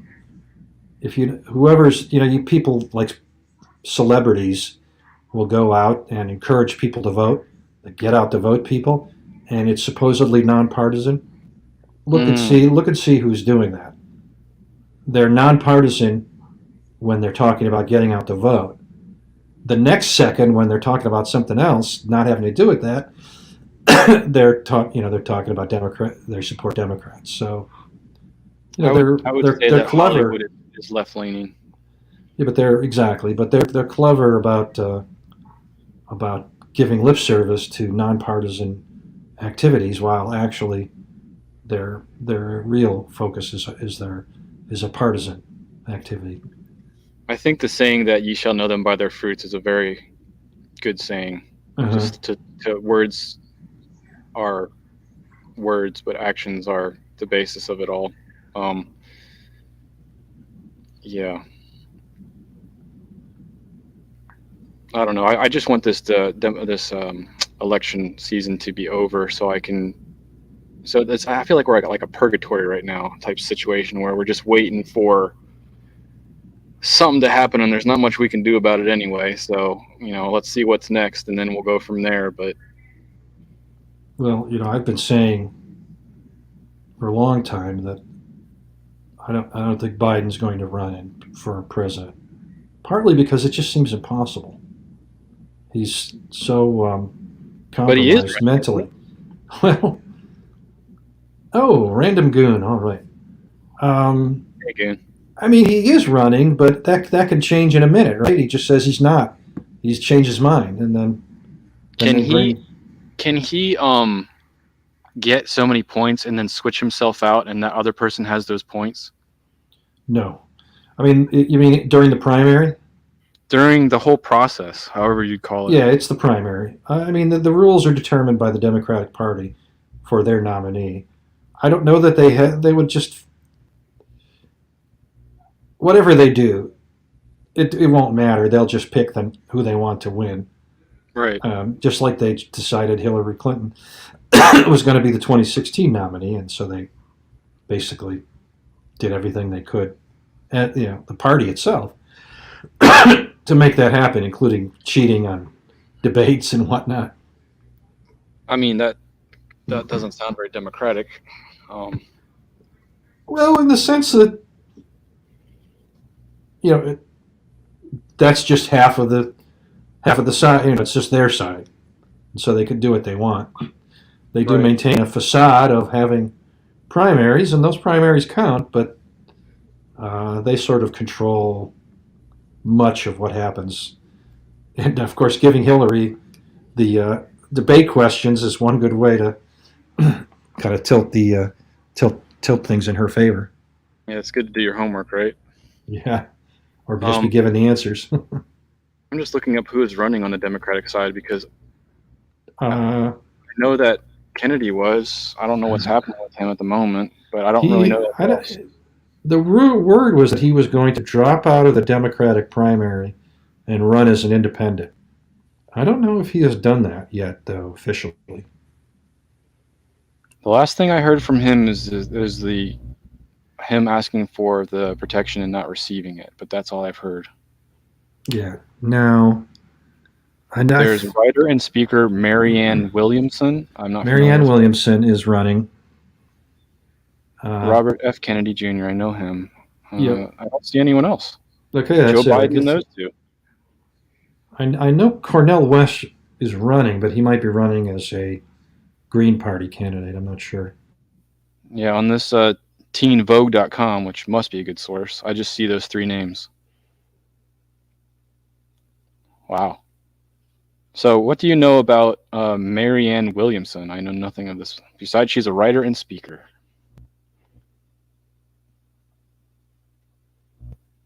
The self-help author and motivational speaker ran unsuccessfully for the Democratic nomination in 2020, coming up short and dropping out before the Iowa caucus, but she's running again on the premise that this country is on the wrong track.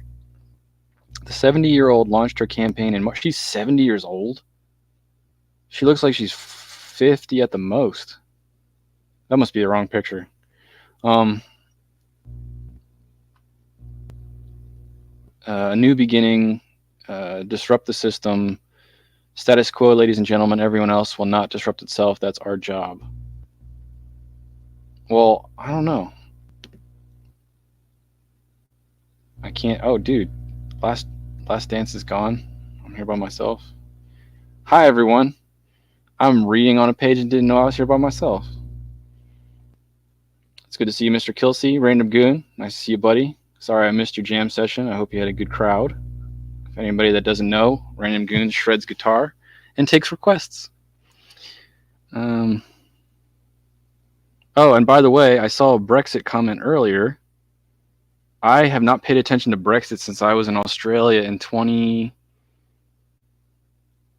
I don't even remember how long ago that was. Probably 2020. But anyway, yeah, what's even happening with Brexit? Is it like, yeah, if I can bring you in, Goon, I'd totally bring you in, but I don't have those cosmic powers. But yeah, if anyone has any comment on what's actually happening with the Brexit, from my understanding, it was moving forward, but it's kind of just like just chilling.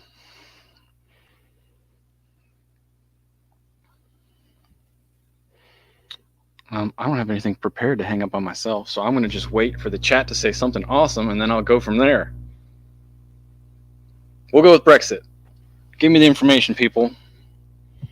Cup of tea. Are you being sarcastic?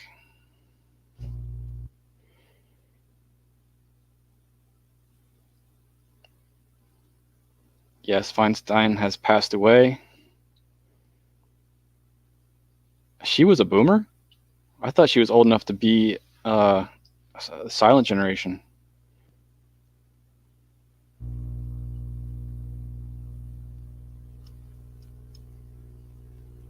Brino. Welcome to the party, Bottle Cap. Did Brexit? Yeah, I feel like they're like, yeah, we're doing it, and then now it's like a big hiatus. So I'm looking up Brino. I haven't heard that term yet. It's trying to tell me about actor Lorenzo Brino. I don't even know the right terms to look up for England. What is Brino? Here we go.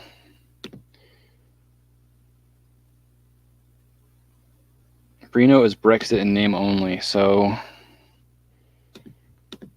I like how I have to accept all these cookies now when you go to a website. Like if you say no, I don't accept it, that they're not going to do it anyway. A Brexit deal had been agreed at a technical level, but by both UK and EU officials. It has been confirmed. Downing Street last night issued a statement. Cabinet will meet at 2 p.m. tomorrow to consider the draft agreement the negotiating teams have reached in Brussels and to decide on next steps. Cabinet ministers have been invited to read documentation ahead of that meeting, blah, blah, blah, blah. There's so much garbage on these pages, it's hard to find what the actual news is. Last minute talks between UK and EU seem to have made headway in agreeing a draft document for exiting the EU. So the question is, when is this article released? Dude, this is from 2018. This is old as farts.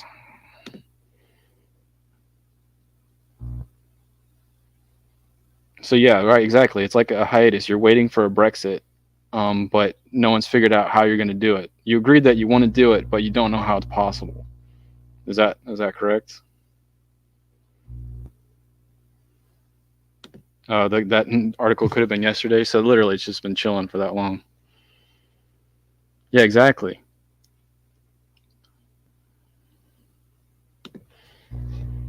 Current events. Brino status. And also, what is the acronym Brino?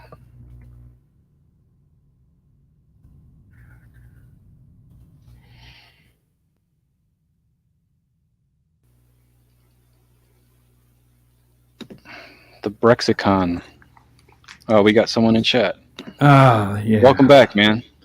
Sorry about that. I Hey, gang. there was a power spike and lost the Wi-Fi for however long it takes for it to go off and come back on again. I thought I was just on a really good tangent, and you were like taking it all in, and then I checked back, and it was me. So, welcome. I appreciate that you came back. 70 years old, huh? That's pretty attractive.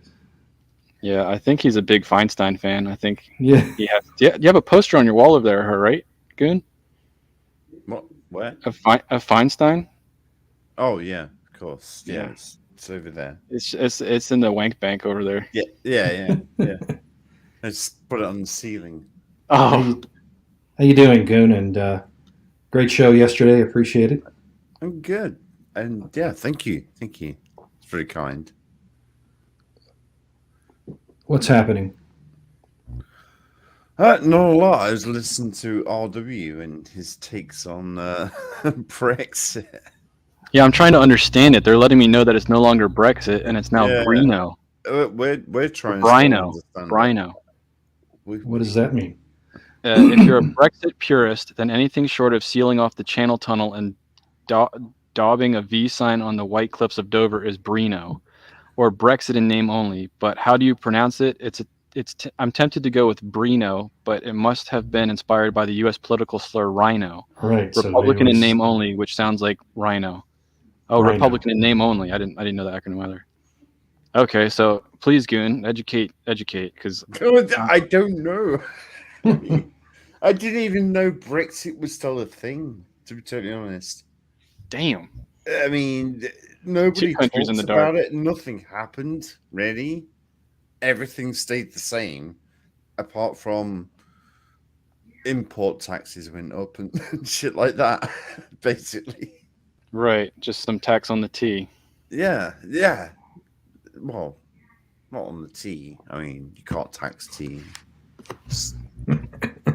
It's our commodity. But but anything else, IKEA, wanted to get our IKEA fucking coffee table and shit like that. Oh no, what we got to pay like extra tax on that? Oh no. Someone's got to support all the politicians that are figuring out how to leave the EU. True. How is your dollar doing anyway? I haven't looked at the Pound. Our dollar. Yeah, right. The It's quid dollar. biased. It's biased. Pound. It's called the quid. Okay. If I looked up quid, I wonder if it would say. Yeah. USD to quid conversion. They're correcting me, man. They're correcting me. $1 equals 82 Quid. quid No. Pence. pence. That's really bad. Like that's your cents, I guess. Right. That's way closer than it was when I was in Australia. You guys were powerhousing the dollar. Well, for How a is our while- dollar this good, man? Our That's dollar, really bad. we're printing money Lower as is fast as good we can. for us. Lower is good for us. Yeah, they're doing. For a while, we were even. Now it's we were even at one point. It was like $1 to the pound, and it's like, holy shit, our now economy the is pound has gotten stronger against the dollar. ever so slightly, but still. Okay. I remember. So, I remember when it was half and half, like 50. Right, I remember when it was half. Yeah, and then them times are good. You know, when you can afford to like rent a house or something, you know. And now you can't. what were those days like? Oh my god, glorious! I sell my body for rent, and Mhm. I live in a trash can because no one wants it. No, we paid rent. We just sold ourselves for like Yorkshire tea and biscuits, basically. Shortbread biscuits. No. Like Dunkin' ones, like I don't know, like McVitie's. You know, like digestives. No, digestives. I don't know those. what you guys call them. Over No, there. they had those in Australia. Those were delicious, man. You- With the chocolate side, that's my jam. Yeah. In the U.S., I also they miss call them Aero Belvita. biscuits. Ashley, you are on. Can you hear Hey, me? Ashley. Yes. Welcome to the party, Yep. pal. Can anybody hear me? We can hear you. Can you hear us? You might need to crank her volume a bit, Dan. Alrighty. Okay. What about now? Good. Oh, yeah. We could Real hear you good. just fine. That one's better? Okay. I'm sorry, I tried to turn my camera on like I did for the Discord, but it says your browser has stopped your camera from viewing. I don't know why it's enabled. The permission is enabled. I promise. I've looked several times. We appreciate Well, that. I love the way that the KFC chicken is talking to me right now.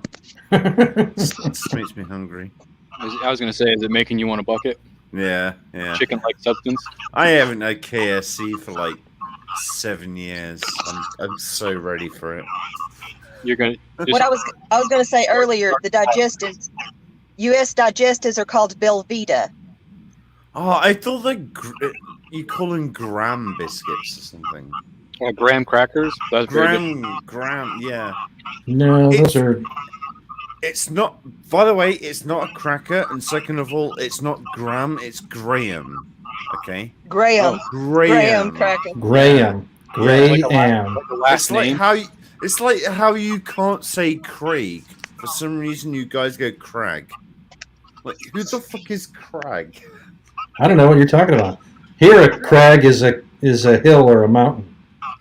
No, I hear it all the time. Oh, Crag. Like Craigslist?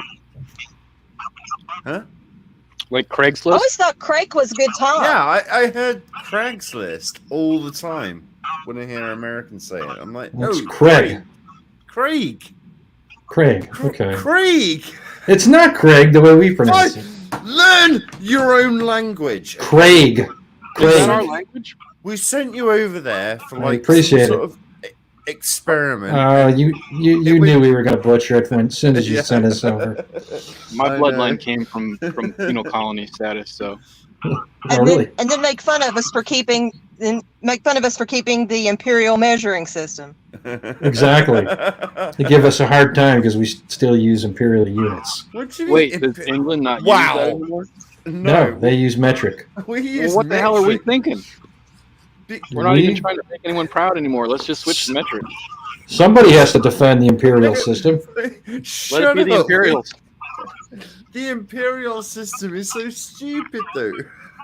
I don't know. A foot's based on the king's foot. What could be smarter than that? Right? It's composed of 12 toes, if I remember. Right? Yeah. No, you got me there. Because the kings were inbred. I thought you were So, saying Craig, like Craic. Like the Irish word for fun and life, Craic. Oh, Craig. I'll be right I didn't know back. you I'm were saying a name, Craig. gonna get another beer. All right, man. All right. How big was your turnout the other night, Goon?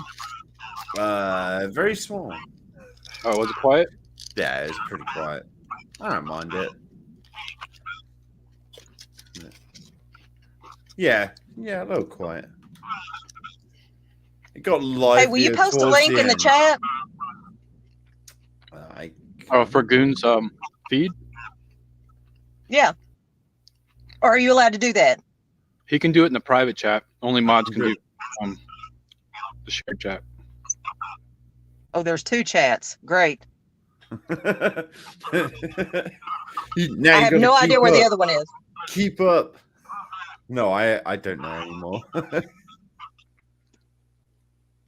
On a phone, I'm not sure how it works. When I you can't get YouTube while I'm on with you guys. It's right. StreamYard. No, I can't access YouTube. This program integrates all the chats. So if he was on more than YouTube, it would all be inside of the comments on Let's this see. website. Watch me cut myself off like an idiot. Can I get well, the chat? we won't be able to bring you back. Dan will have to do that. Yeah, I can put it in this chat. Maybe you can see it. Actually, Ashley, what I'll do is I'll take that and I'll put it in Drone Tech Discord. Okay. Actually, well, I always put myself in Drone. You already did that. Yeah, if you go to self promo. Yeah. Okay. Every time I go live, I see. I forgot to bring it. Poured it, and I forgot to bring it. What an idiot! Yeah, it's up above. It's up above trivia night. Oh man, problems of pouring a beer but then forgetting to bring it with you. Dude, did you not just hear Last Dance? Why am I in the kitchen? Why is this? Why am I looking in the fridge right now? Why? Oh. I feel like Last Dance was late, waiting for the head to settle and just walked back onto the stream and was like, "Fuck." Does Guinness even have head? Oh yeah, hell yeah. Well, if you pour it wrong. Yeah.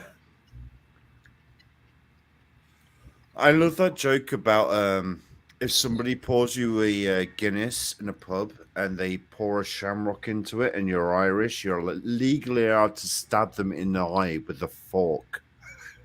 Is that a 3-prong fork Apparently or a it's so 4-prong fork? well, I don't know. Well, a 3-prong is a trident. That is not a fork. Oh, yeah. Is it 4 and 5 then? I can't remember. I mean, 4 is a fork, but fork. I get it. I get it now. Yeah, you see, but 3 trident. No idea. Is that a law from Craig? Good from Craig. The law of Craig. He's Irish, right? Yeah. All right. Can you guys hear me again? Yeah, you're good, Ashley. Okay. I knew I would cut myself off. God. You're all right. The rule is if it has 4 tines, it's a fork. If it has 3 times, it's a threek. If it has 2 tines, it's a toque. And if it's a knife, it's called a wunk. I thought a toque was like a Canadian headwear. No, THREEK. Threek. No, toque. Oh, a toque. Oh. Oh, yeah. Toque. Yeah, it's a toque. Oh, well, what do they call that? It's a beanie, isn't it? Toboggan. It's different than a toboggan, right? It's a beanie, isn't it? Oh, a toboggan is a beanie. No, I thought a toque was a beanie. Wait, what? I've been lied to all my life? Well, I don't know. Here that's verbiage for taking 2 hits off of the joint. Oh my god, okay. Instead of a toque, it's a toque. Really? Fussed on for Is doing that that. a thing? I never heard of that. Of course, I don't toke. And then there's a hot box where you take too long of a toque. Oh, I know the hot box. Oh no, hot boxing is when hotboxing is when you're in a car with everybody and the whole car is full of smoke. Yes, and you're smoking too much. Yeah. I don't know by experience. I'm just guessing based on what I've heard on the internet. I read it on Reddit once, and Right. Yeah. Exactly. Yeah, you know, Our knowledge base is not personal. Mm-hmm. Yeah, well, we're rednecks, so we're weird. But no, what is the deal about Brexit? Why did it never happen? I remember watching that on TV and going, yes, you go. And then, womp, womp, womp. It happened. Nothing happened. I mean, I It's don't know. happening. No, It's it the happened. part. Is it? No, it's It- already happened. It's been and gone, bro. They Brexited years ago. Yeah. My understanding is that they're still part of the EU and they haven't figured out how to separate. They have chosen to Brexit, but they don't know how. It's kind of. Are you hasn't it happened yet? Are you kidding?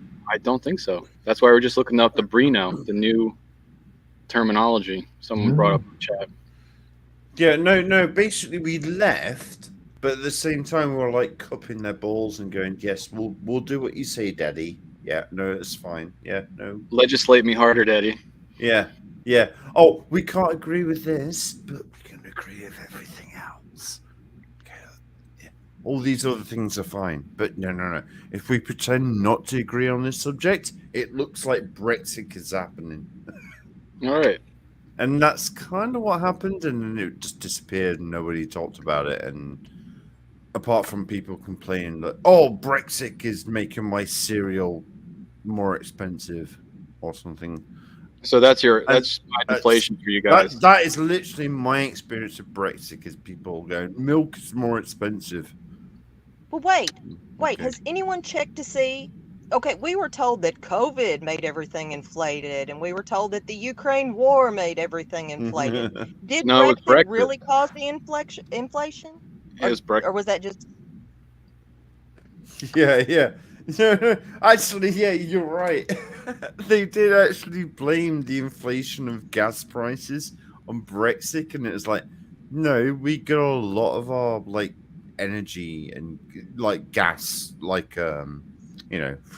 for like heaters and Fossil stuff fuels. through Russia. And they're like, Yes. no, it's Brexit. It's Brexit that's done this. It's not Russia. It's not the war. No, it's Brexit. And we're like, no, Like, of when I heard course on the it's not. news- We're not idiots. I heard on the news that Russia blew up the pipeline, and I'm like, why would they blow up their own pipeline? Yeah, They just America cut was like, themselves out of extra yeah, money. what a bunch of idiots. That's what they It say wasn't here in us. the U.S. That Russia blew up their own pipeline, and I'm going, who is believing this? I don't know. Especially when they have people saying like, we're going to do it or we did it. And then they're just like, no, that doesn't mean anything. gonna Don't worry do about it. that politician. General I was thing. about to say people with Ukrainian flags in their bio on Twitter, but then I realized Last Dance has that. Do you really? What? Yeah. Yeah, I do. Yeah. No, it sounded like Oh, don't worry, Dusty. You can't offend me.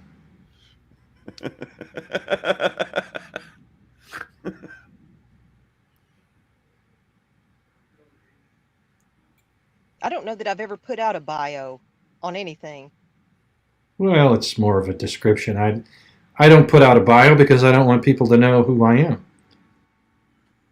You know, I strive for some anonymity.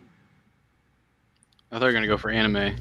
I was almost saying Don't get that anonymity, started but again. I'm Don't just get there that for started again. if once I finish this, it'll come out as wrong as can be. All right. Last Dance is on Twitter just for the lollies.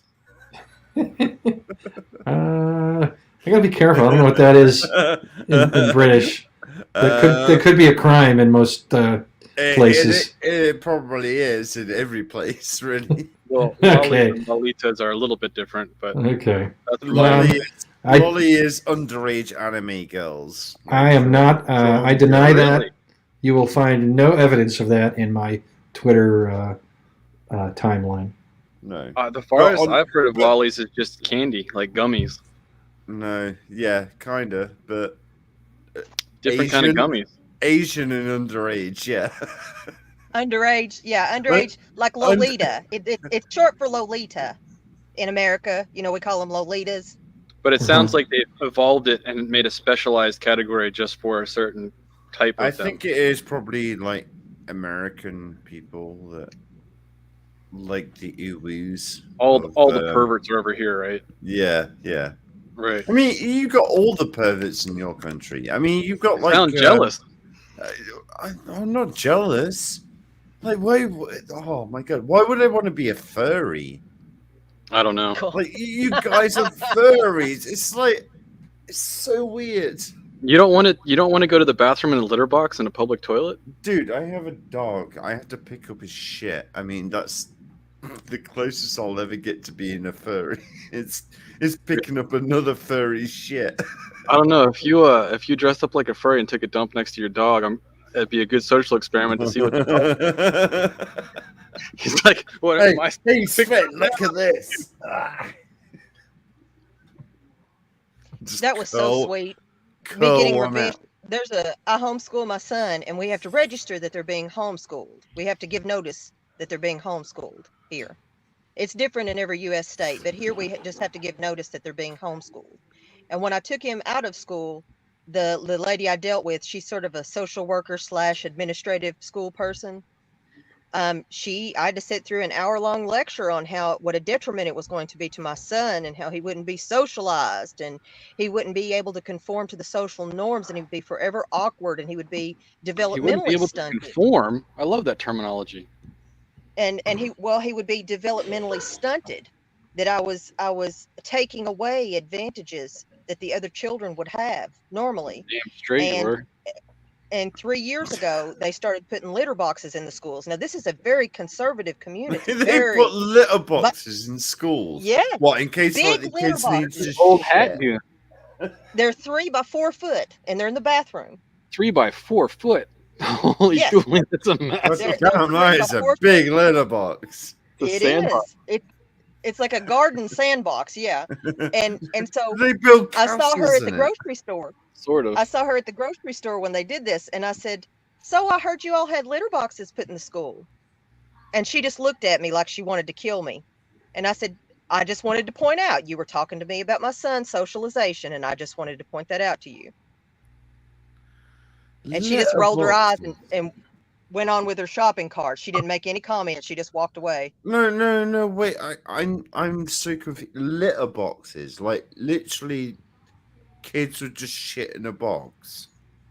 And Yeah. Yes. Now think about the janitors. Really? No, really. Here. Is that what it is? You're not shitting me. No, dude. No, This sir, is hap- I'm not. What Our the school uses this fuck? special biodegradable pine litter from the No, pine it doesn't trees. matter if it's biodegradable or not. They're shitting in a Is that not box. the point? Is that not the Hang point? on. weird? This is all school tax. It's publicly funded here. Okay, it's biodegradable. No, I'm fine with it then. Yeah, no, Yeah, that's- so it's not about the furry child being in the whatever They bathroom they advertise- want, taking a dump in a They sandbox. advertise It's about on the the school biodegradable. Yeah, When they I mean, put the Do you- bulletin out, do they you advertise. think the that- furry child spins around about 3 or 4 times before taking the shit? Like a I dog. don't bother to I'm go in there and just look. they might I don't not do stick my that, but they cat- might my head in drag the their cat's ass litter across box the when it bathroom goes. floor to wipe. Yeah, just Oh, it's funny, but who knows? oh my god, I think that might actually happen. And this is like a Bible thumping community. Oh, we need the Bible more in schools than ever. No, Dude. you're not allowed to have it. What? I'm the next step would be if they run out of the pine, they might use onion paper from Bibles. It's biodegradable. Oh God. That's exactly right.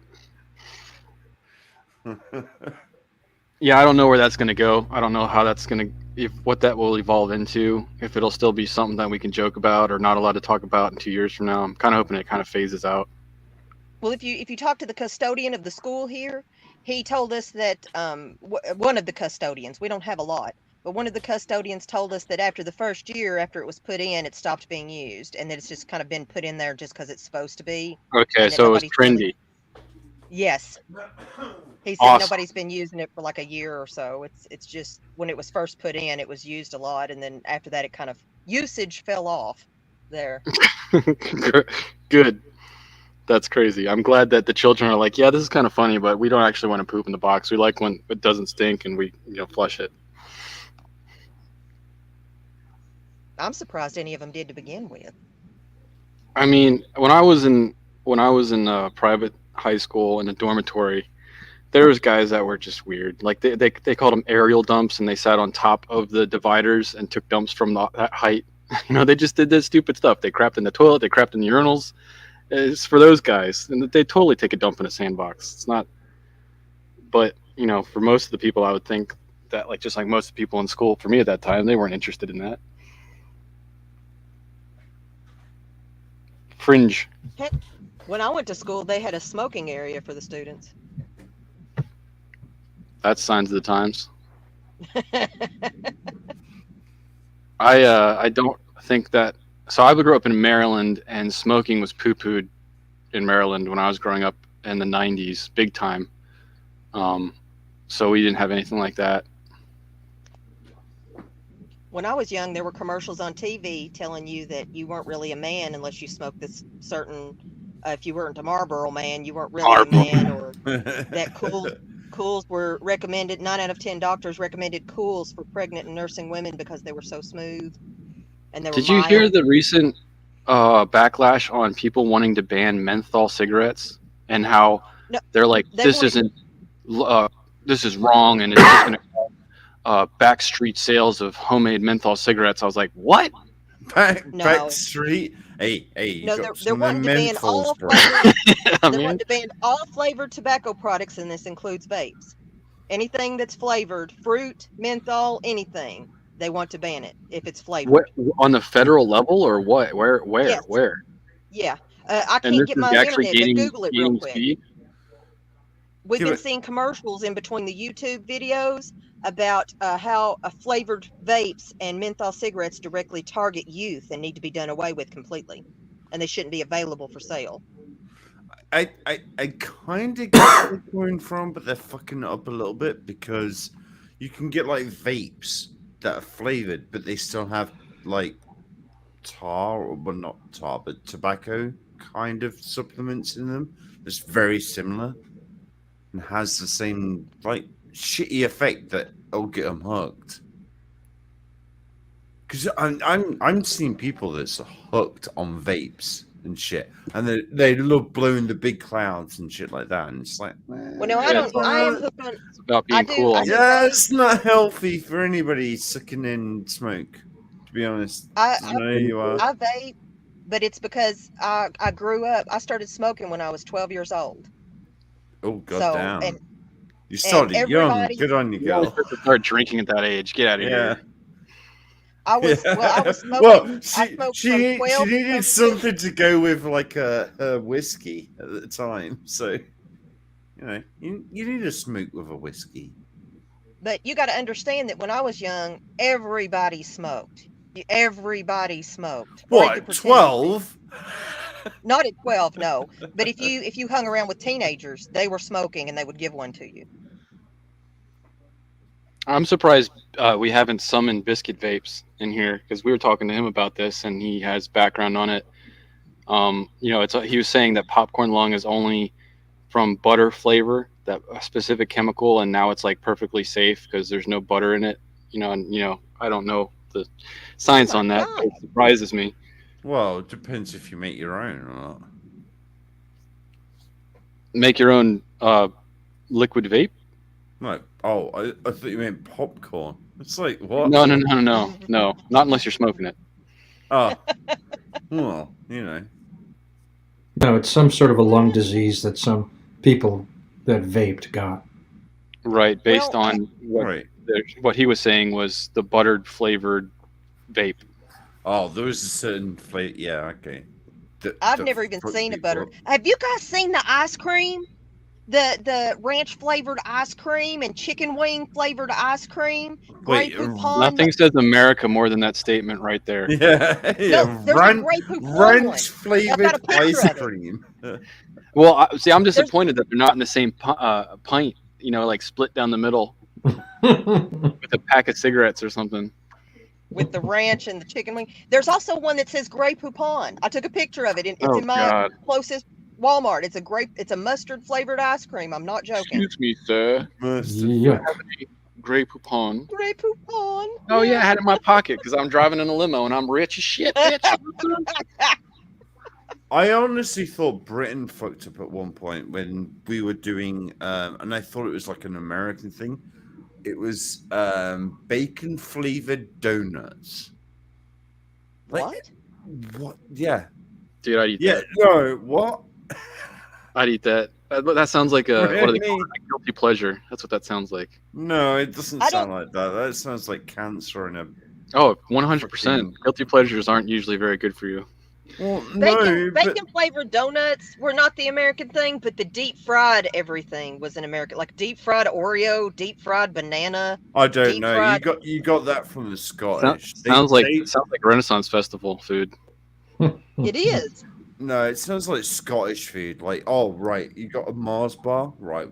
Fucking. Let's shove it inside of cheap intestines.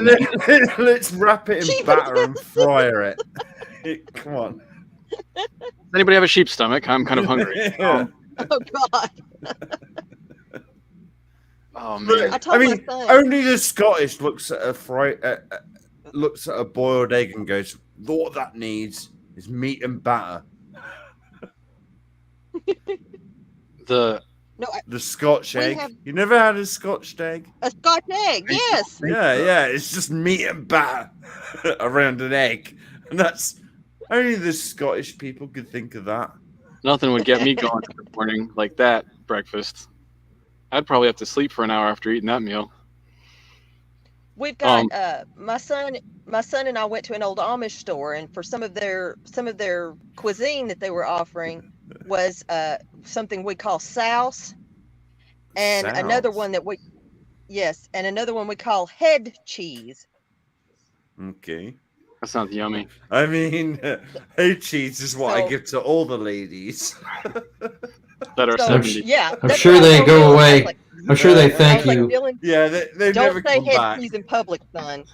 Don't be saying that in public. But no, Let's head be cheese honest, they never here come is where period. the head cheese here is where you cut off the Ba-dum-bum. head of the pig and you boil it until it goes down to gelatin.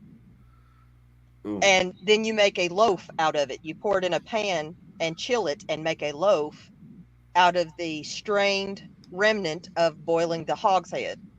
Yummy. Yeah. And it kind of gets gelatinous or firm like a cheese would, and they call it head cheese. I've And seen that. souse is- I've seen that at the delis here. And souse is similar. It's basically all the bits that no one wants to pay good money for, boiled off to kill germs, and then put in a loaf, like liver loaf or something. I would rather chew on dry cum. Yeah, no. Well, I told my son's like, is this our heritage food? Is it like, Hargis or whatever? Is this our heritage food? And I said, no, son, this happens when, like people in other countries, when they eat bugs, that's not their heritage. They're starving to death. I said, people here eat those things because they're starving to death. They're not a heritage food. They're not part of our culture. That's what people eat when they're dying and they can't find anything else to eat. Yeah, It's the not a other end of the cultural spectrum food. is that you're wealthy and killing yourself through stupidity, like going to IHOP and buying the bacon that's crystallized in maple syrup Oh, and God. eating a whole ounce Who or doesn't a whole want- pound of those. What's wrong with bacon and maple syrup? Well, I'm just saying, like, if you take bacon, cooked Uh-huh. bacon, and glaze Hey, it in Riddle, crystallized maple syrup, you're taking come on in the 6,000 show. Good to see you. shoving it in your mouth and eating up like 10 of those. It's just Yeah. heavy Pounds. payload. It's delicious. It's Yeah, delicious. no, it's amazing. I'm failing to see the problem here. Well, when your body gets to a certain point, putting that payload on it usually has dire consequences. That payload. Welcome to the party, Riddle.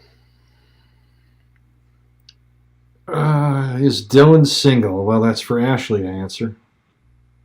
Do what? Oh, Dylan? I think well, Cup of Tea wants a date. it's touch and Yummy. go right now. There's a girl he's been seeing, and they broke up 2 months ago, but they've been talking again. So I don't know. Yeah. Oh, Dangerous. It's the teenage thing. I don't know. Does he have her OnlyFans? I mean, if he's not subscribed to that, then there's no chance. She is not one that would have an OnlyFans. She would give me a run for my money. Yeah, that's what all women say. Yeah. No, like Yeah. she I doesn't don't have an even wear. She doesn't even wear OnlyFans. makeup. I use ChatterBait. It's different. ChatterBait. It's a different audience altogether. That's right. Ding. I'm guessing. Okay. I've heard. Elon Musk said it. I don't know. Right. What was Welcome I to the gonna dead ask a while space. ago? It was something about Britain. Was it another flavor ice cream? Oh. A No, it flavored was something ice about. cream. Oh, go on. Sorry. You hear that hum? No, it What was is about that? British inflation. Inflation and inflation compared to the rest of the EU was what I was wanting to ask. Which? How do you mean? Sorry. How much is inflation now in the UK or in Britain? It's pretty bad. House prices has skyrocketed. What No, about a no, loaf just of for bread? simple goods and foods. Huh? No, just Yeah. for goods No, and no, foods. no, no. Food, milk. Yeah. What does a loaf of bread cost? It's gone up by about 50% its normal price, at least. Some of it. God, Because what Ashley, what is it here for us or dance? It's like for average loaf of bread, it's like $3 or $4. well, what I pay really close attention because I only shop quarterly. I don't shop, week to week or day to day. I shop Right. quarterly, and everything I have is including milk.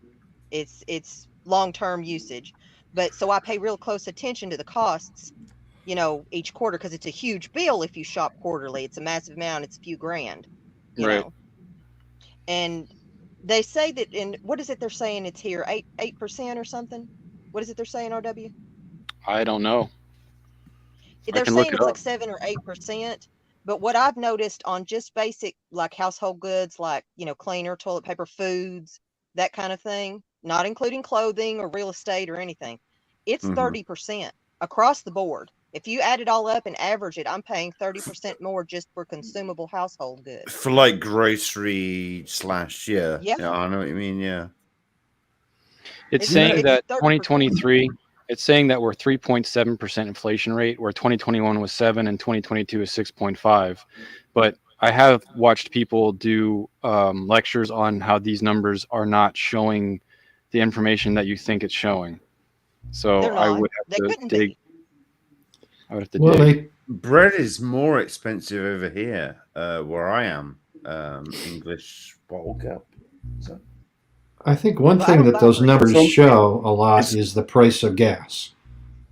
And Oh, yeah. if Oh, gas we- skyrocketed in 2022, it was bound to come down in 2023, which may be a big subtractor from the inflation rate. If you look at groceries, just the inflation rate from that, I bet it's been very high this year. Yeah, but Yeah, I that, know if you have- that also correlates to the whole gas thing, though. Like logistics.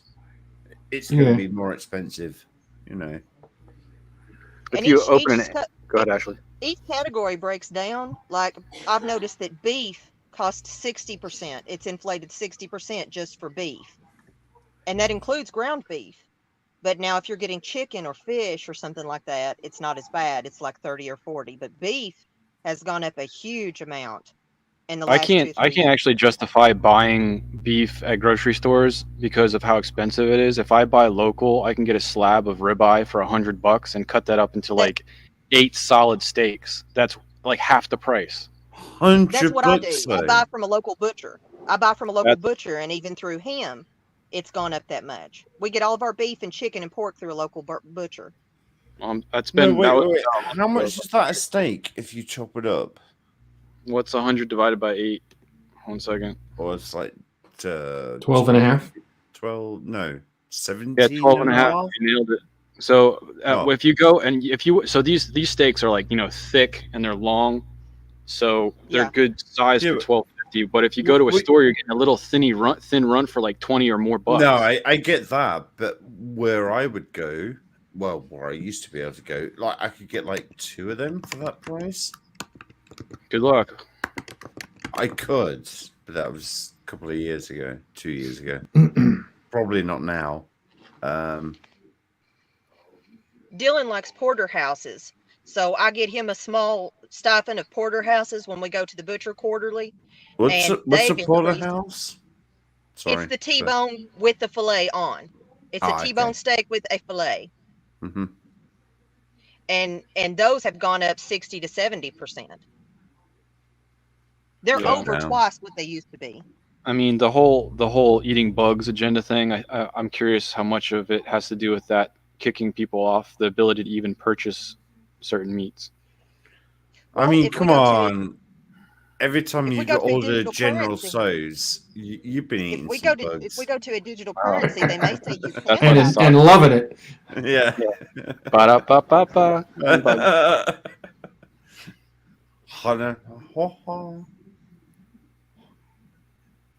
Have you guys seen the video where the guy goes, he's eating at one of the street vendors in some Asian country, it doesn't say where, and he goes, "This is the best chicken I've ever eaten," and he's just lurping, he's we call it larping, he's just larping up the bowl, you know, the rice and the chicken, and he turns to the street vendor and he goes, "What kind of spices do you use on this chicken?" And the vendor goes, "Meow meow," Cat flavored chicken. and I was like, oh. Where are all the stray cats in this area?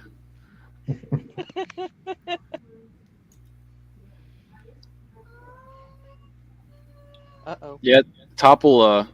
I think that's one reason why it was a little more quiet tonight. Is a lot of people didn't think that it was going to happen. I didn't know until the last second when someone dropped it in drone server. No, I went on YouTube and I was like, holy shit, you're live. I thought it was last night. I thought you had moved it last night. That was the tentative plan, but I think he might have been expecting me to start the pub. I didn't quite understand that. So I was waiting for him to come on, and he never did. But I think he expected me to start it, and then he would come on. Now tonight. Oh. Bum. Moderation. This is why you don't buy Apple. What is that? A type of internet? No, it's probably rolling blackout. It's a computer. It's probably he said a while ago his internet went down. No, he did say, yeah. So it probably happened again. I'll be right back. Hey Ashley, You has guys your need to go out- Oh, sorry. you're good. Has your son ever gotten into Pokemon cards? Because my son's into them, and I kind of his birthday's on the 5th, and I'm trying to see if I want to do a starter deck or not. No, he never was interested.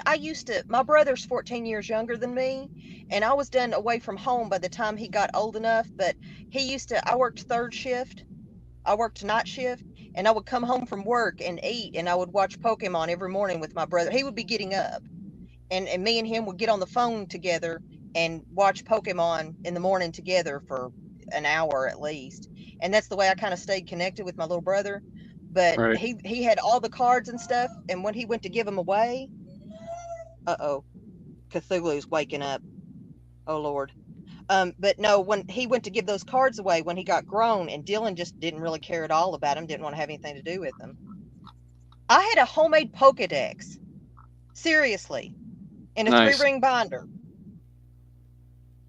That me and my Nice. little brother made. There's a lot of money in those cards. The problem, so here's the the way out. I know by playing Magic the Gathering, which is Pokemon, just a child version of that once you get Magic is. you collect, you just start collecting, and that you literally spend thousands of dollars on this, and it's like, do I want to bring them into that or not? And as a parent, that's where I'm kind of at right now. Like, I'm not sure what to do in this situation, because you want to have you want your kid to have a good life experience, and you play games with them and stuff, but at the same time, you don't want to start them down Crackville. Consumerism, yeah. Right. But there's going to be something. I mean, there's going to be something somewhere that's like that. So, I mean, choose your evils. You're going to waste your money on something when it comes to the kids. You're just going to. There's stuff I've bought Do you know those little Power Wheels cars that run on the battery? Yep. Okay, we got Dylan one of those when he was like 4. I would have given my left arm for one of them things when I was a kid. He was scared to death of it, wouldn't get in it, and wouldn't drive it. Now, when his cousin came over and his cousin drove it, he would ride with him, but he wouldn't drive it. He was scared. Well, And my ex, so my go ex ahead. cussed him at his birthday. My ex cussed him and told him there was something effing wrong with him, and he was a little because he wasn't grateful. But he was scared. I mean, he got in it. He pushed the gas pedal. It took off. It scared him to death. He jumped out of it and never drove it again. And it was very expensive for us at the time. That Right. was a So huge purchase. my dad, I'm going to drop the link here, which probably it'll kick you out. But so Tractor Supply has something called the Massimo Mini Jeep, and it's a $2,500 Jeep that is like God. Hot Wheels on crack. And he wanted to, provide this, and I was like, Dad, that is an awesome gift, but my boys, they're going to kill themselves. So it's like Hot Wheels. I don't think that we're that dangerous. You could hurt yourself, and I mean, my kids are just Darwin. They're trying to get Darwin awards. I don't understand why they're trying. No, you but, gotta let them. Let one of them fall out and the other one roll over him in the Hot Wheels. well, in the Hot Wheels, yes, but the Massimo would be dead. So It better have seatbelts. as seatbelts. And as for Topple's idea of getting him a gun, there's already enough guns in the family, and they do get to shoot 22s, so that's covered. I didn't let Dylan shoot. He shot airsoft and pellet guns until he was 10. And then at 10, I started letting him shoot 22 supervised until he was 12. And then I let him go up to big calibers. But I let him go up to the bigger calibers, but then I didn't let him shoot solely until he turned 16. And I may be being too protective, but I was a little more conservative than those around me. But I just I had these ages set before he ever grew to that age. So I just stuck with the ages that I set in the beginning. Yeah, I mean, God. it's a sweet little my ride. God. It's a sweet little ride, but that's heavy enough to crush It's a like kid. a real Jeep, man. Yeah, there's a guy that used it to go through the Mojave Desert race, and he didn't win the race, but he got a lot of clout and attention. How fast does it go? I think it goes 50. Oh, you God. can't put You'd a have kid in Oh that. God. Exactly. If Yep. I'm remembering Shit out of correctly, that. RW, if I'm remembering correctly, how old you told me your boys were, I would Yeah, no, not they- give that to them. Yeah, no, my dad is on a different planet. Trust me. He's like, she'll be Well, I mean, right. did he do this stuff for you when you were little? No, because we couldn't afford it. So he's doing all right Yeah, but now. would he have? Would Oh, would yeah. he have done it though? Dude, he got me a skateboard Seriously? when I was like couldn't even really walk, and my mom's like, "How is this working in your head?" And when he was young, he had a mini bike, and him and his brother, who was blind, would go on this mini bike at full speed. And one day he flew off the front and like had his arms out and smashed his arm. Was like pointing the wrong direction, and it was totally snapped and broken. And he still continued on with dirt bikes and everything through the rest of his life. And it's just like he's just in a different wavelength. Is it him or is it just the Aussie culture? He's not Australian, but he would fit in very well with the Australian culture. Oh, I'm sorry. No, you don't have to It was apologize. somebody else maybe that was telling me that their family was No, from his Australia. Or something. his wife is from Australia. Right. And the men in Oh. Australia are like way more on like, crikey, this is the most Yeah, venomous snake in the world. I'm going to go and peg with a stick. And you're like, all right, I'm man, gonna I'm stick my just going to thumb up watch its you. cloaca. But no, never mind. I thought your dad was the Australian one. I'm sorry. At heart. But no, I would not. And I'm a female though. I'm the mama. I'm like the voice of you're gonna kill yourself. So I wouldn't get it for kids your kid's age. That thing, that Jeep. Talking about Jeeps and cars, I remember my dad buying like his first like 4x4. As soon as he got it, I was with him, and he's just like, "What's this?" And he just turns it off road for no reason. There's a road. He just goes, "Right, I'm off road." Look at it. Look at how it goes. I'm like, yeah, great, Dad. Yeah, but maybe go back on the road, yeah? Right. It looks like Ace Ventura, like doing this. And he's like, yeah. He's just like, yeah, I'm learning this. I don't think this is built for this. I'm having so much stepdad- fun. My stepdad is very well off, and he bought my brother, when my brother turned 16, he bought him a Mustang. Well, my brother wrecked it twice, and the insurance got so astronomical that no one could afford it, not even a wealthy man. So he took that away from him and sold it, and then he gave him a Jeep. The first week, my brother broke the axle in it. God damn. The very first week, he was four-wheeling, I guess, mudding, we call it here. He was mudding and broke the axle in it. Uh-huh. Must have hit a So- giant rock. I thought mudding no, was a little bit different. Well, here we've got kind of hills and hollers and mountains, and basically after a rain, everybody loads up four-wheelers, or they call them, what do they call them, quads?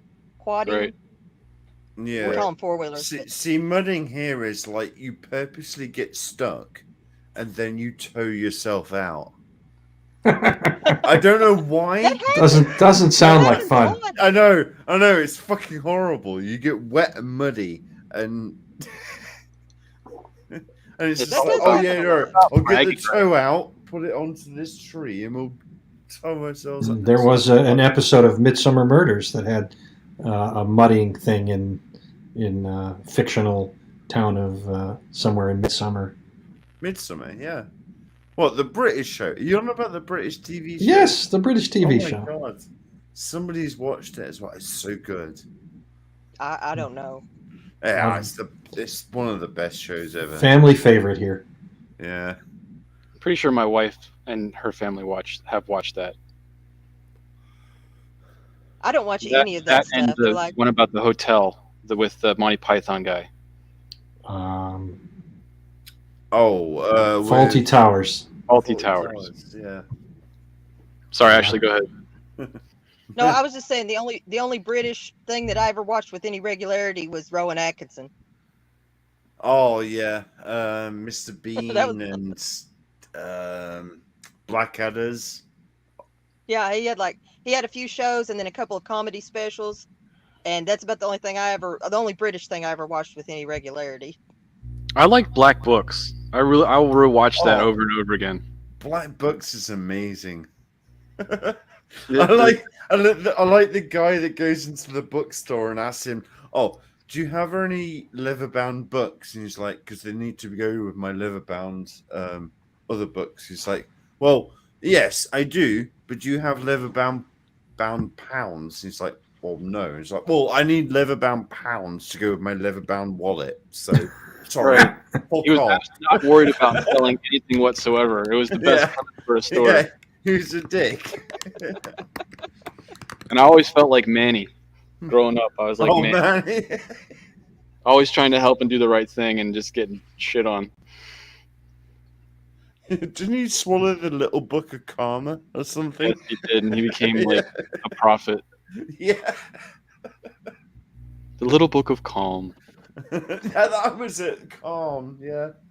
Although I still like the one where they both get locked out. No.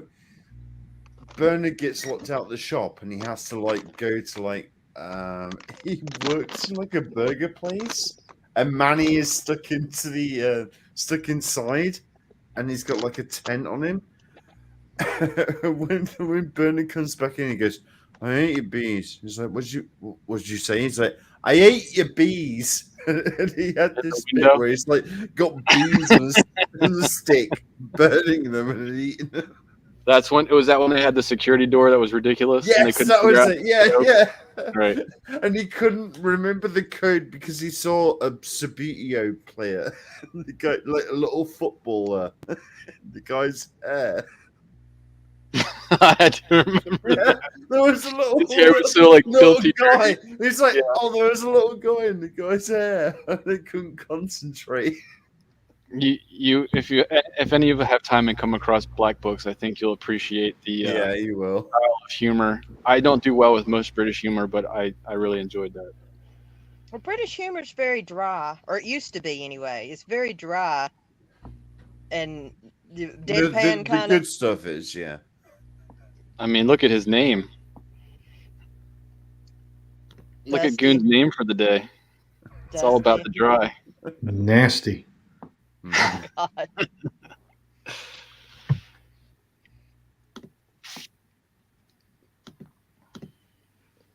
What do we talk about? I've only got a few minutes left. I don't know. What do you want to talk about if you've got only a few minutes left? Well, I don't know. It's an international pub.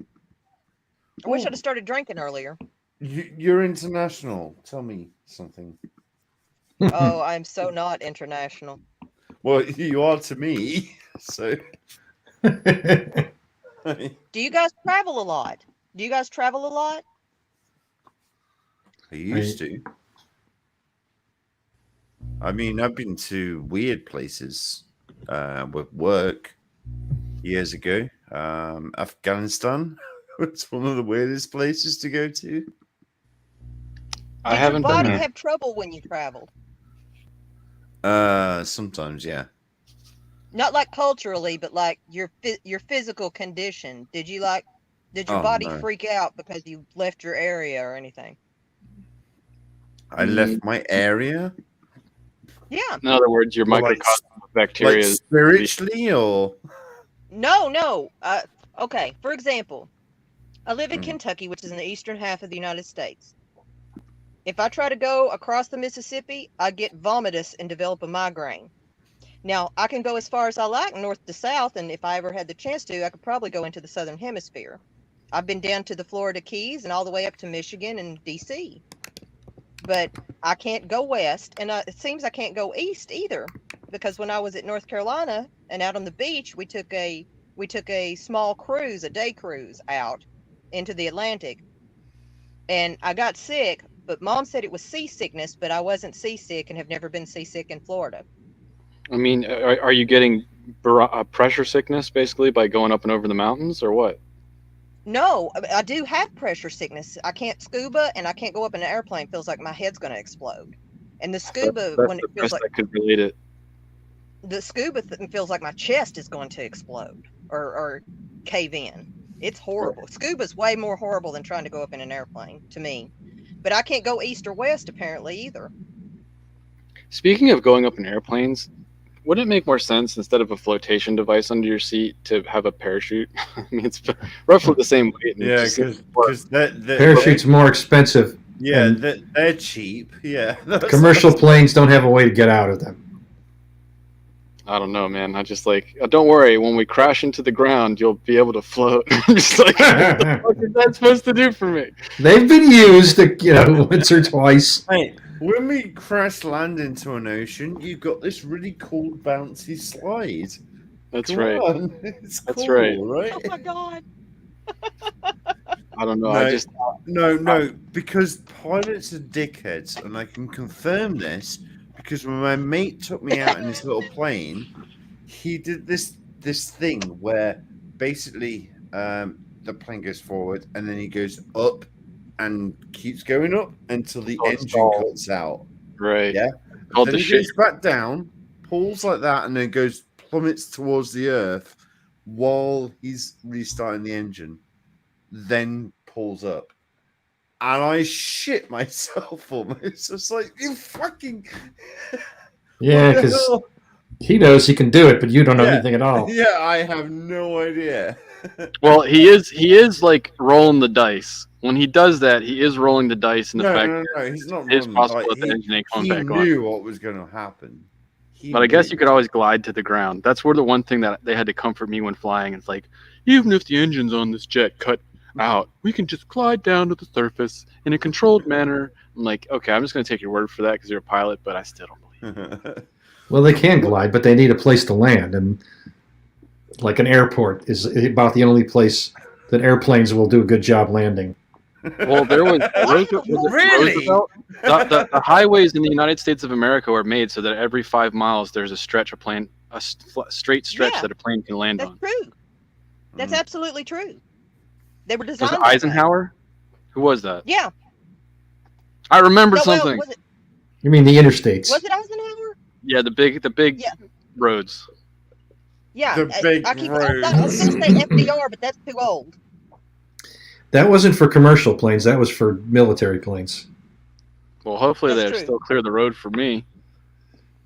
Yeah, I mean, I think a commercial pilot wouldn't hesitate to put a plane down What on do you a mean? highway. Like, They're not big I enough, always though. thought no. I I always thought want they to did know the airplanes that. what RW means by for me. Like, Well, what as a are you for, planning on stealing a plane anytime well, soon? And just that was a very interesting conjecture to my thought, but no, I'm not getting on a plane if I have anything to do about it anyway. I'll drive my ass as far as and sail a ship or something. I'm done. I'm just sick. The You whole won't get me on a aspect of plane, sitting in a but I can do petri dish helicopter. tube and everything, I just don't want to do it. what's wrong with a plane? It's like the safest It's mode like of it's transport. literally like a human petri dish tube. It's like Right? they're like, no, we filter the air. It's the safest place you could possibly be for disease. And the person next to you is like, you're like, oh, don't. It's all over me, but it's filtered, so I'm okay. Oh no! You expect that person and the crying child in every plane, but like if you go on a road, there's so many more dickheads that's got a license to fucking drive a car for some reason. But I can do And something then- about it. But can you? I think I Yeah. can. You get For- some oh, yeah. meth head Success rate seems to driving be all right. towards you. When it comes to someone like swerving across the line at the last second, I mean, when I'm driving, I'm on point, and I don't know what I can do, but I'll at least see it. The people that are driving that are like on their phones and stuff, they definitely freak me out because so many people are like doing this number while they're driving. And Yeah. You're it's just lying. like, And how are they're you alive? You're lying. just swerving lanes and shit, and it's just like, yeah. Oh no, he's Oh not my drunk. He's God. just texting. Oh, Oh yeah. He's not coming home from the bar. No. He's trying to score right now. He's texting his He's- dealer. He's got an instant fucking, like Instagram that he needs to post or some shit. In Australia, guys they know a little crack bit- down on that, but I don't know about here. I don't know what they're doing here for it. You guys know a little bit more about planes than I do.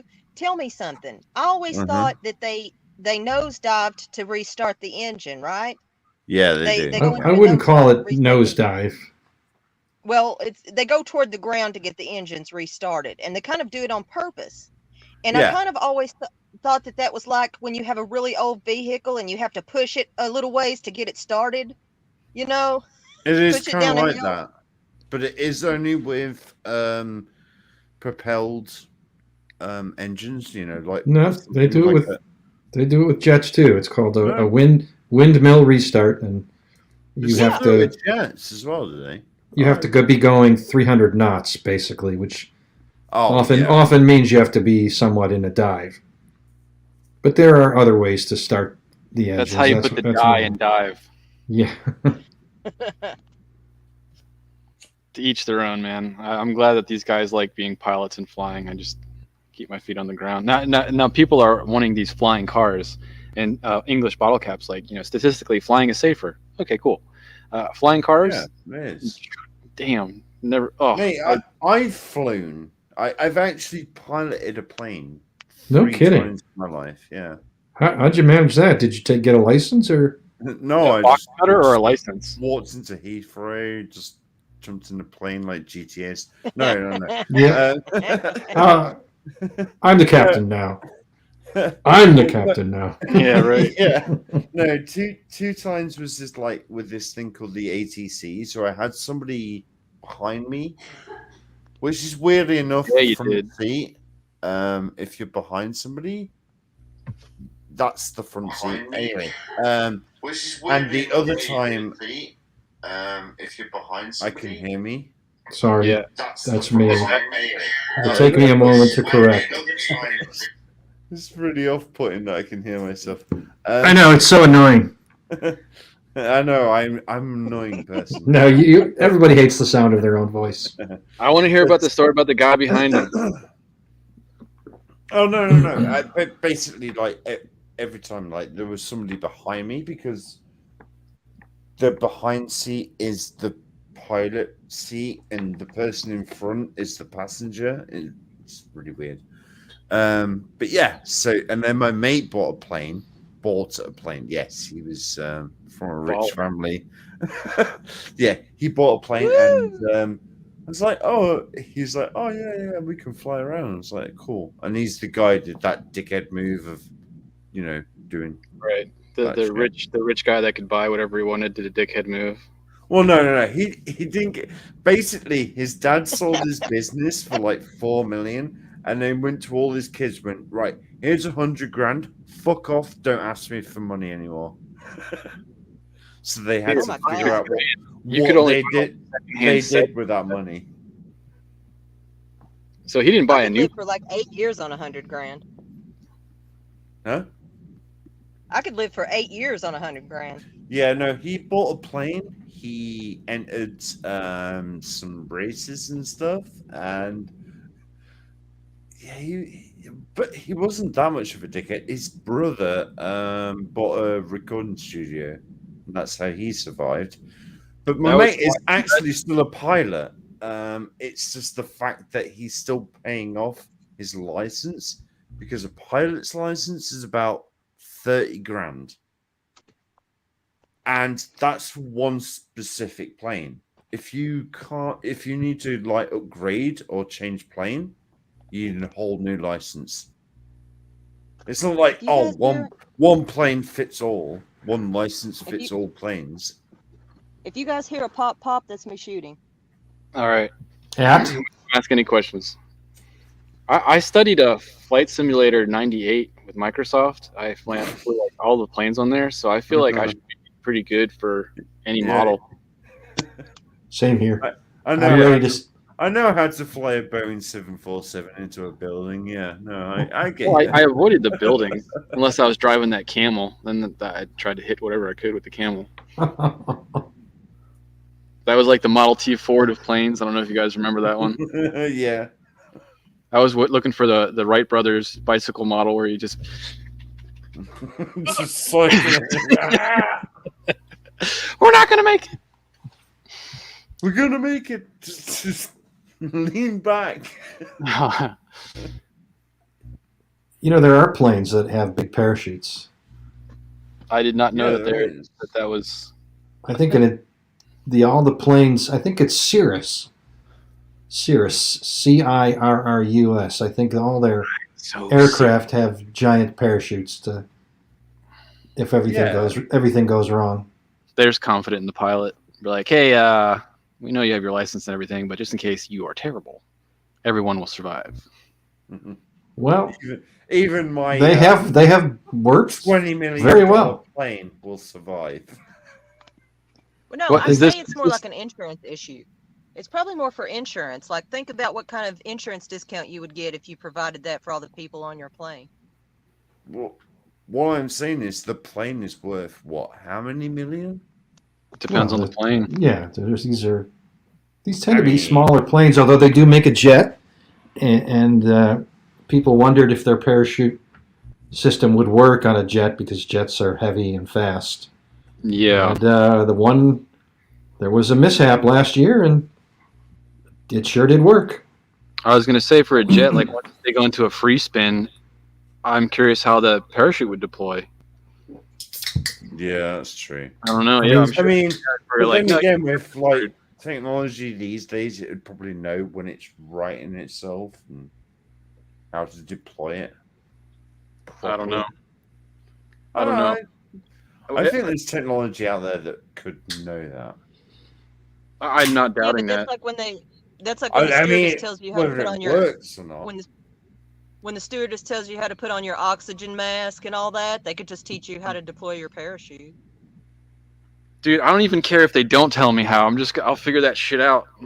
Like a click. See you later.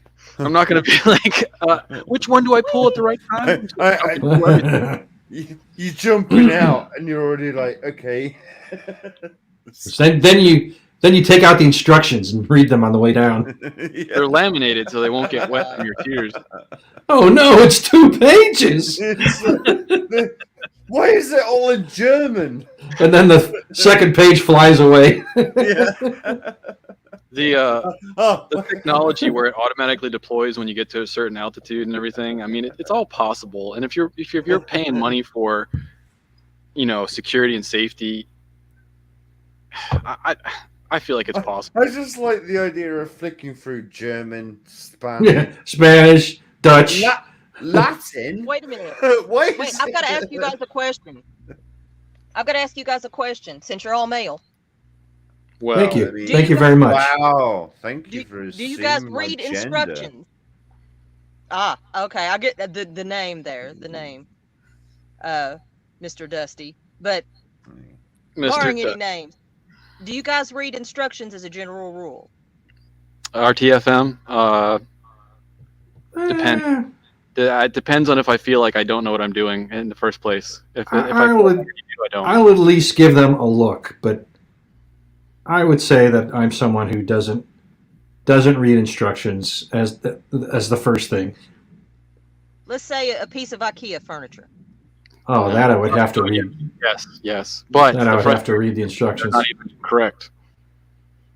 There's a thing that men don't read instructions. I don't know if it's a wives' tale. I'm trying to figure out whether it's true or not. I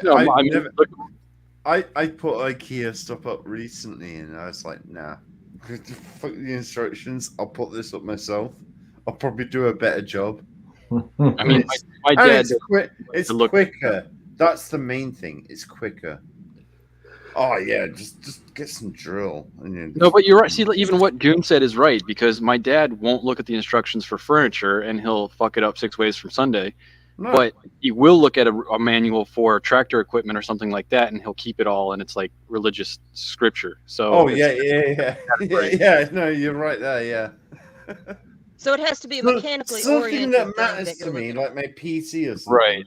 I'll keep like a all the documents. Stuff, and those type of instructions are good. But yeah, if it's a desk or something. Topple has a good point, I think. Maybe this why I'm laughing. Yeah. Cool. Well, I'm not a standard model, so. That's what all women say. They do. We all think we're different. I mean, to a degree, I would say that's correct. Not really. I mean, at the core, probably not. I mean, just like the concept that we're all individuals and all have our character type. We're all different to that degree. But, we all take dumps. Yes. I think. Well, yeah.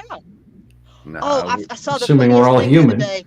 There was a young man. He was a couple years older than my son, and he posted a meme that said, "I can't get a date. All these women have standards like he has to be 7 foot tall, be a millionaire, grunt every other word, kill everyone that comes around, but loves only her. He never poops, and he has like a 12-foot wingspan. I don't know where the wingspan came from, but that was hilarious. Sure it was 12-foot wingspan? Yeah. It's some kind of new novel. It's some kind of new character. Sure, it's not 12-foot slang. Yes, I promise. Wingspan.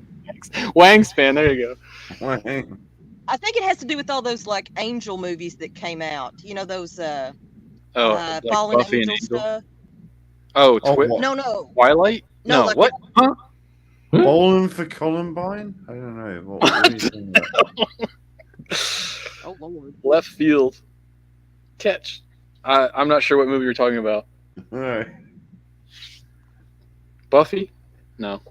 Buffy the Vampire Slayer. Angel was in that. He was dreamy. And he was. Oh God, have you ever heard David Boreanaz sing? David Boreanaz he cannot sing, and it's horrible. I would rather hear two dogs effing than to hear that dude sing. Oh, it's horrible. Who's this? Oh my. The guy that plays Angel.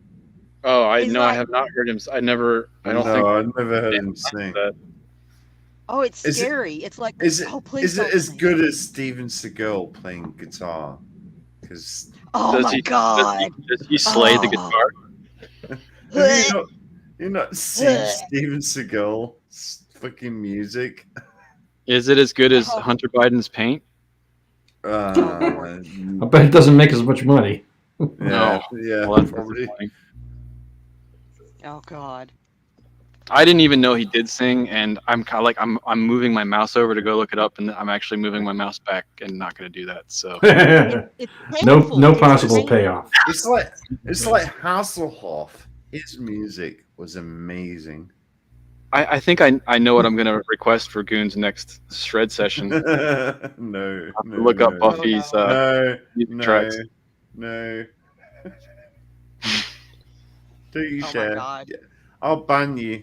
I'll ban you Oh, so hard. that would be a worthy ban. Well, you know It's what I would true. say you know what I would say if I was ever in the chat and I requested a song. You know what I would request? What? Tombs. Oh, come on. I Come don't. on. I Led don't Zeppelin. know you. I would Stairway to holler, play some Skinnerd. Oh, Skinner. how many times have you Free played bird. Sweet Home Freebird. Alabama? No, it's. I mean, Freebird is a better song. Have you played them yet for your Oh, stream? I think Sweet Home I don't Alabama think so. is awesome. I've played Sweet Home. Yeah, definitely. Okay, I was gonna say it's almost unbelievable if you didn't.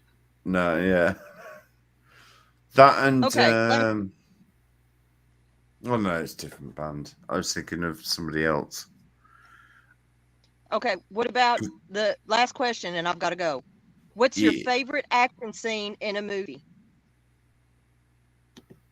Action scene. Really? Yes, fighting or action scene in a movie. Debbie Does Dallas. It's when the football home team Oh my wins the God. game. I didn't know they fought. No, I said What is- action scene, so I kind of walked into that one.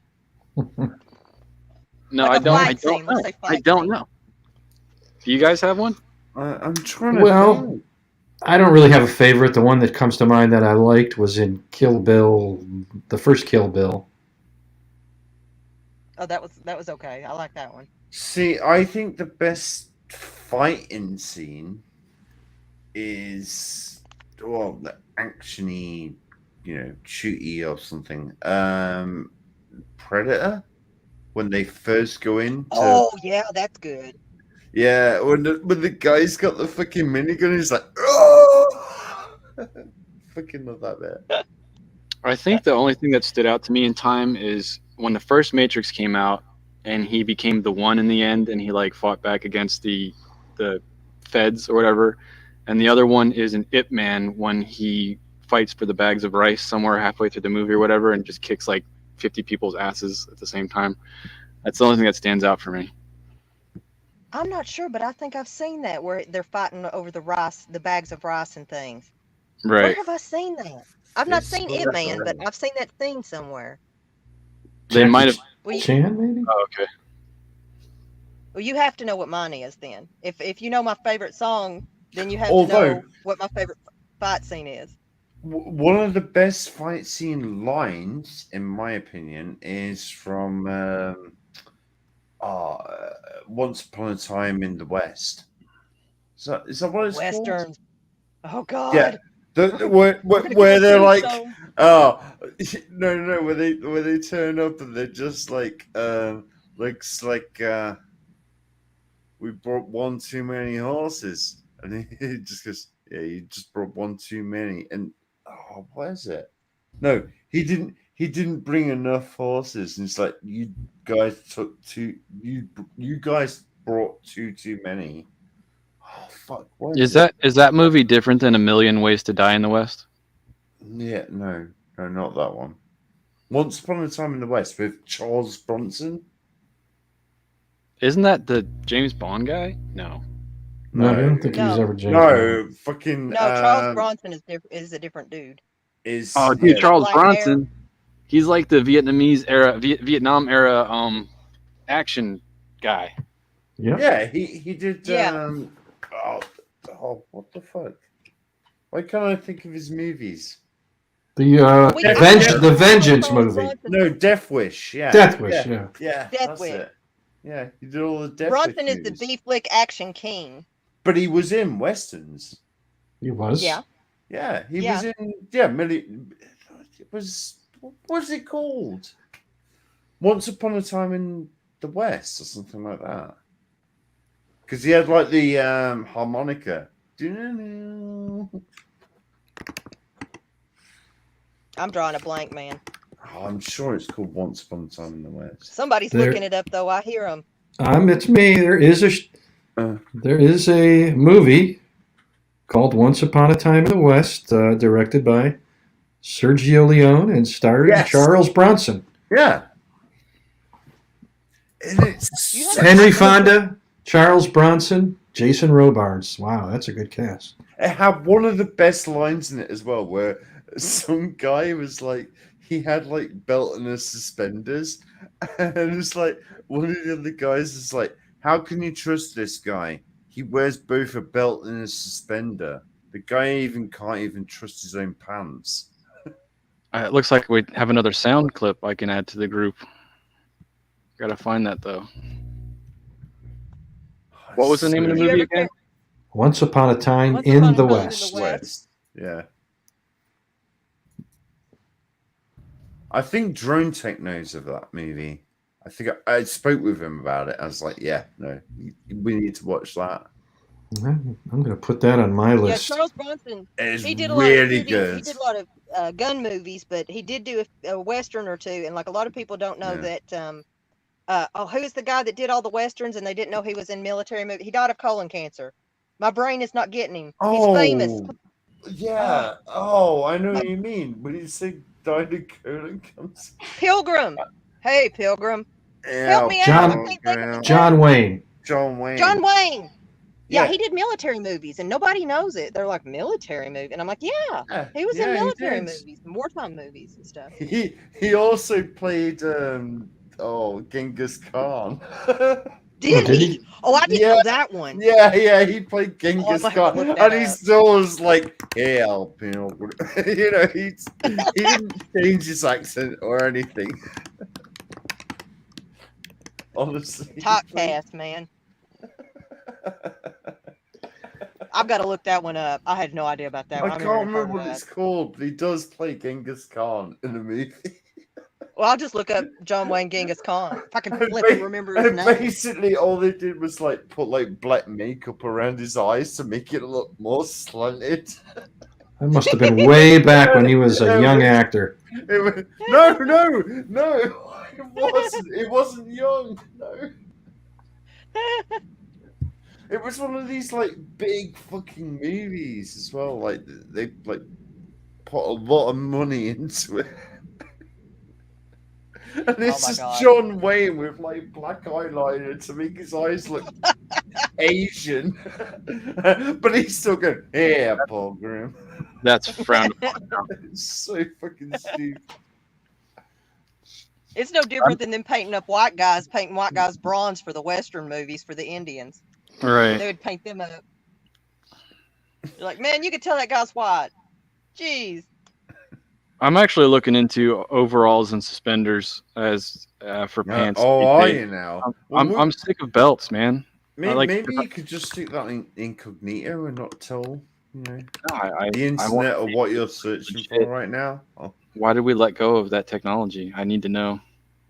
Because it's better than your gut constantly being restricted. true. They said, might look like a dude, no, but- RW, you don't want to wear them. They said that it was something to do with your testicles. I can't remember what it was. Well, I'm not gonna have them strapped up to the top of the mountain. Like I just want my pants staying up. Well, like in the 20s and stuff, when they wore them a lot, they were high waisted, very high. I pulled don't up, want to show camel toe with a testicle on each side of the seam. that's not what I'm going What for do here. you call it? Is it still called a camel toe if it's a testicle? I would need the chat to educate me. I'm sure Topple would have that type of information.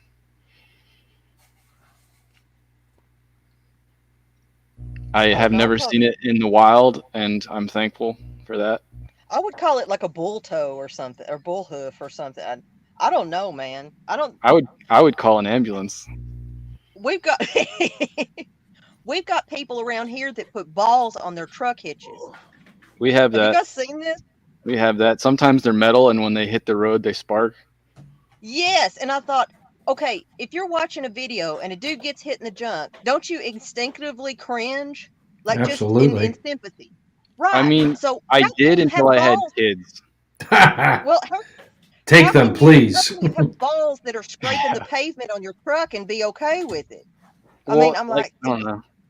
Well, for the kids it, comment, it's not so much, like take away my ability to have kids. It's like your kids kick you in the nuts so often that you actually get yes, desensitized a little bit to it.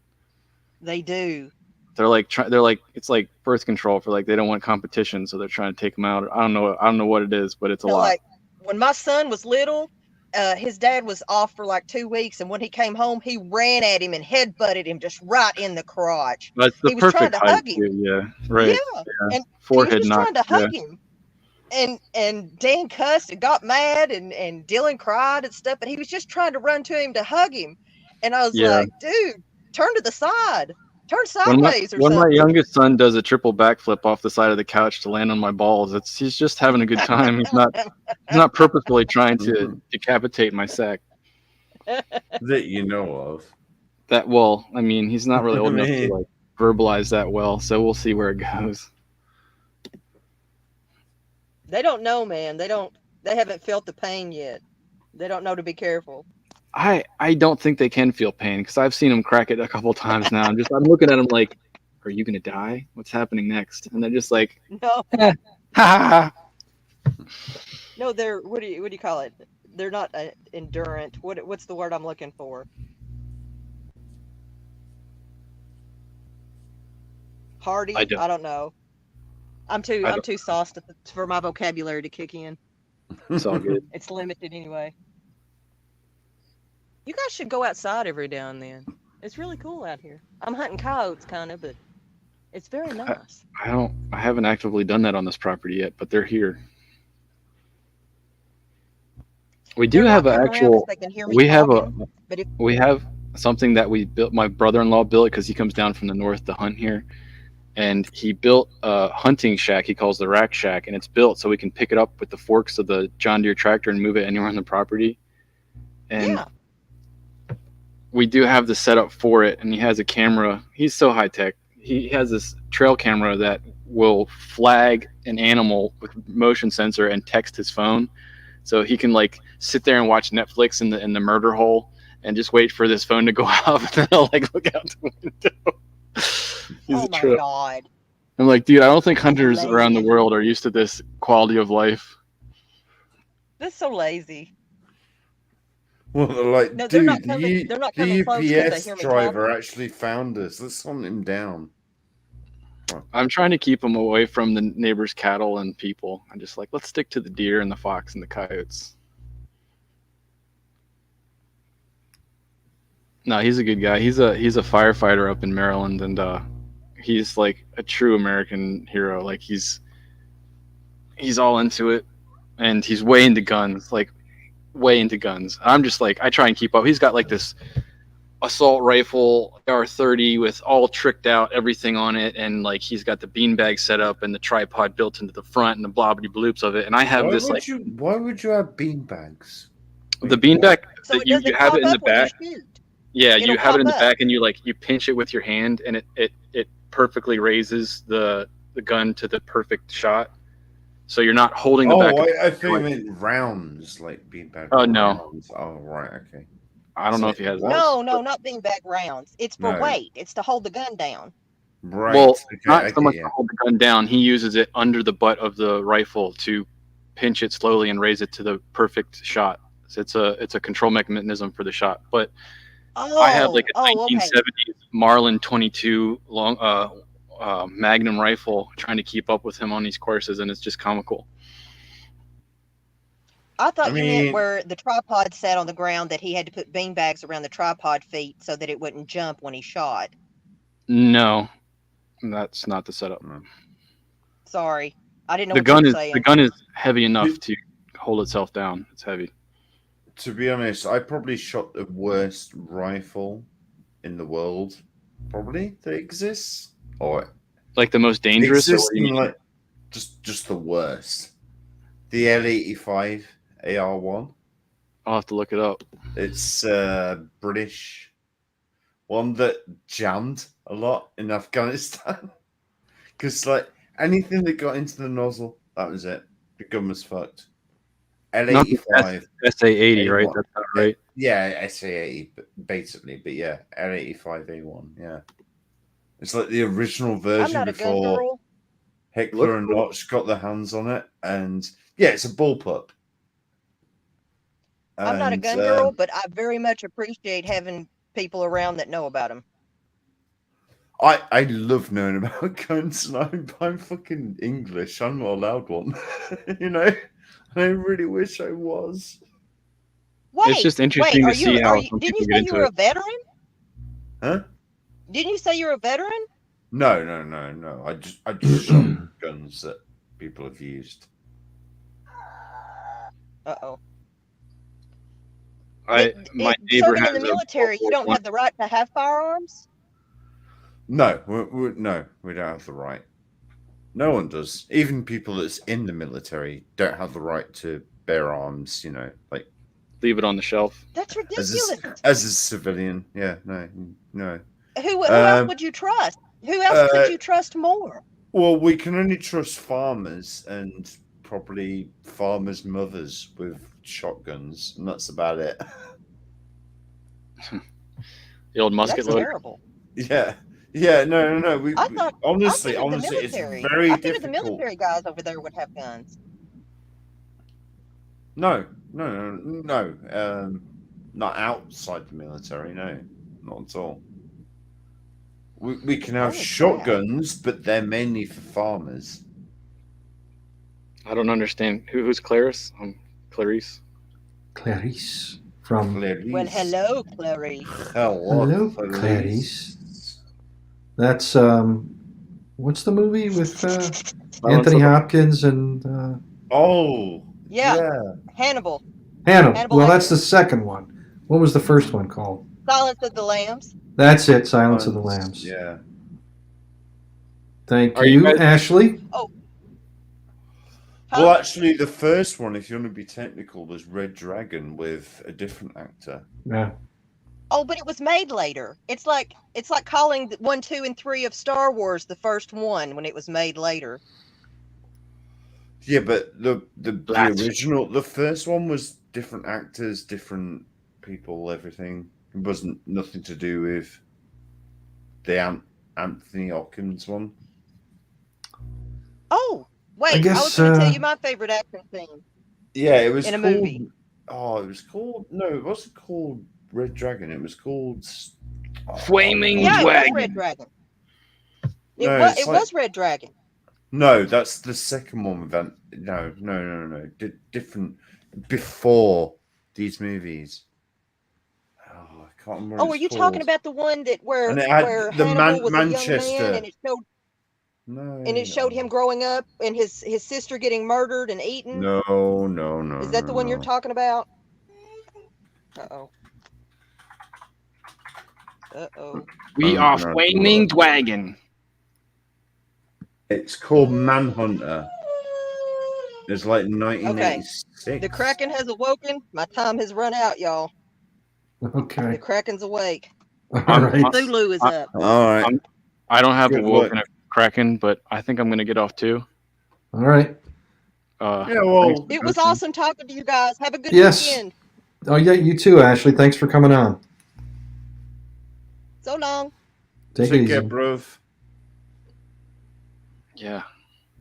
So should we leave it here? Because I might get. I'm kind of pooped, so. Yeah. You pooped. Oh, that's gross. Yeah. I'm tired. That's what I'm saying. Oh. Sorry about that.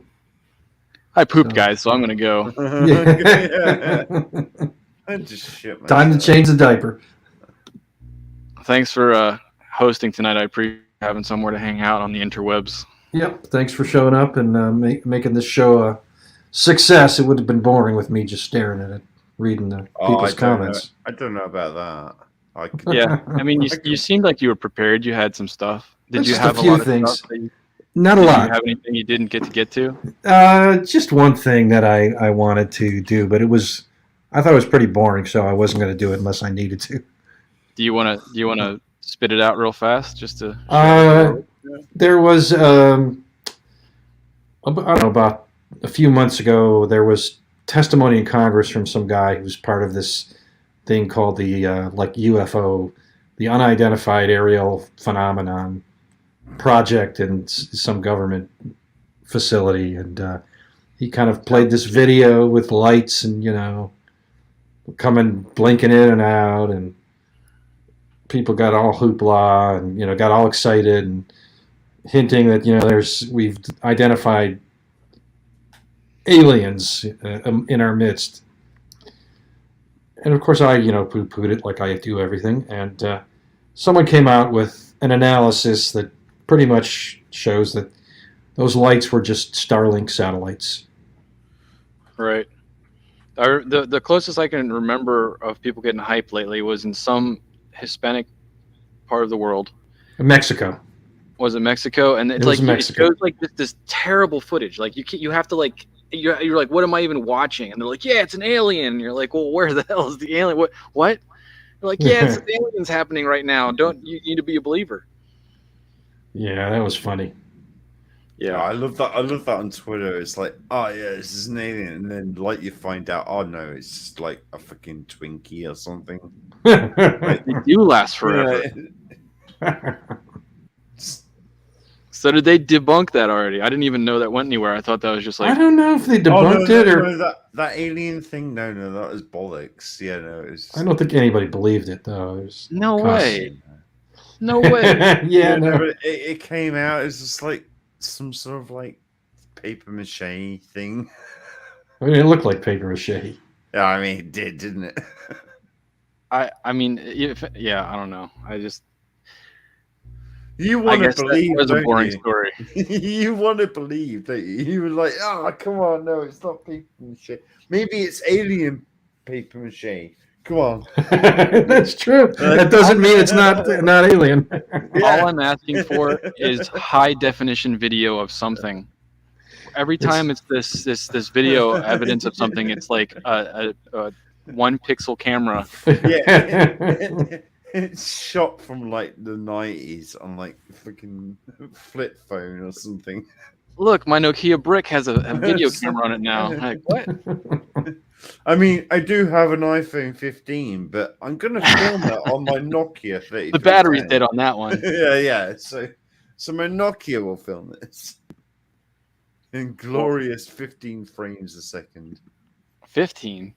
Oh, That was a nice one. Not even that. I mean, 5 already. I'll call it here, gentlemen. I will see you sooner than later, hopefully. All right, and All right. I'm gonna bug off too. So I'll say goodbye. Thanks, RW, so much, and have a great week. Thanks, guys. All right. What do you say?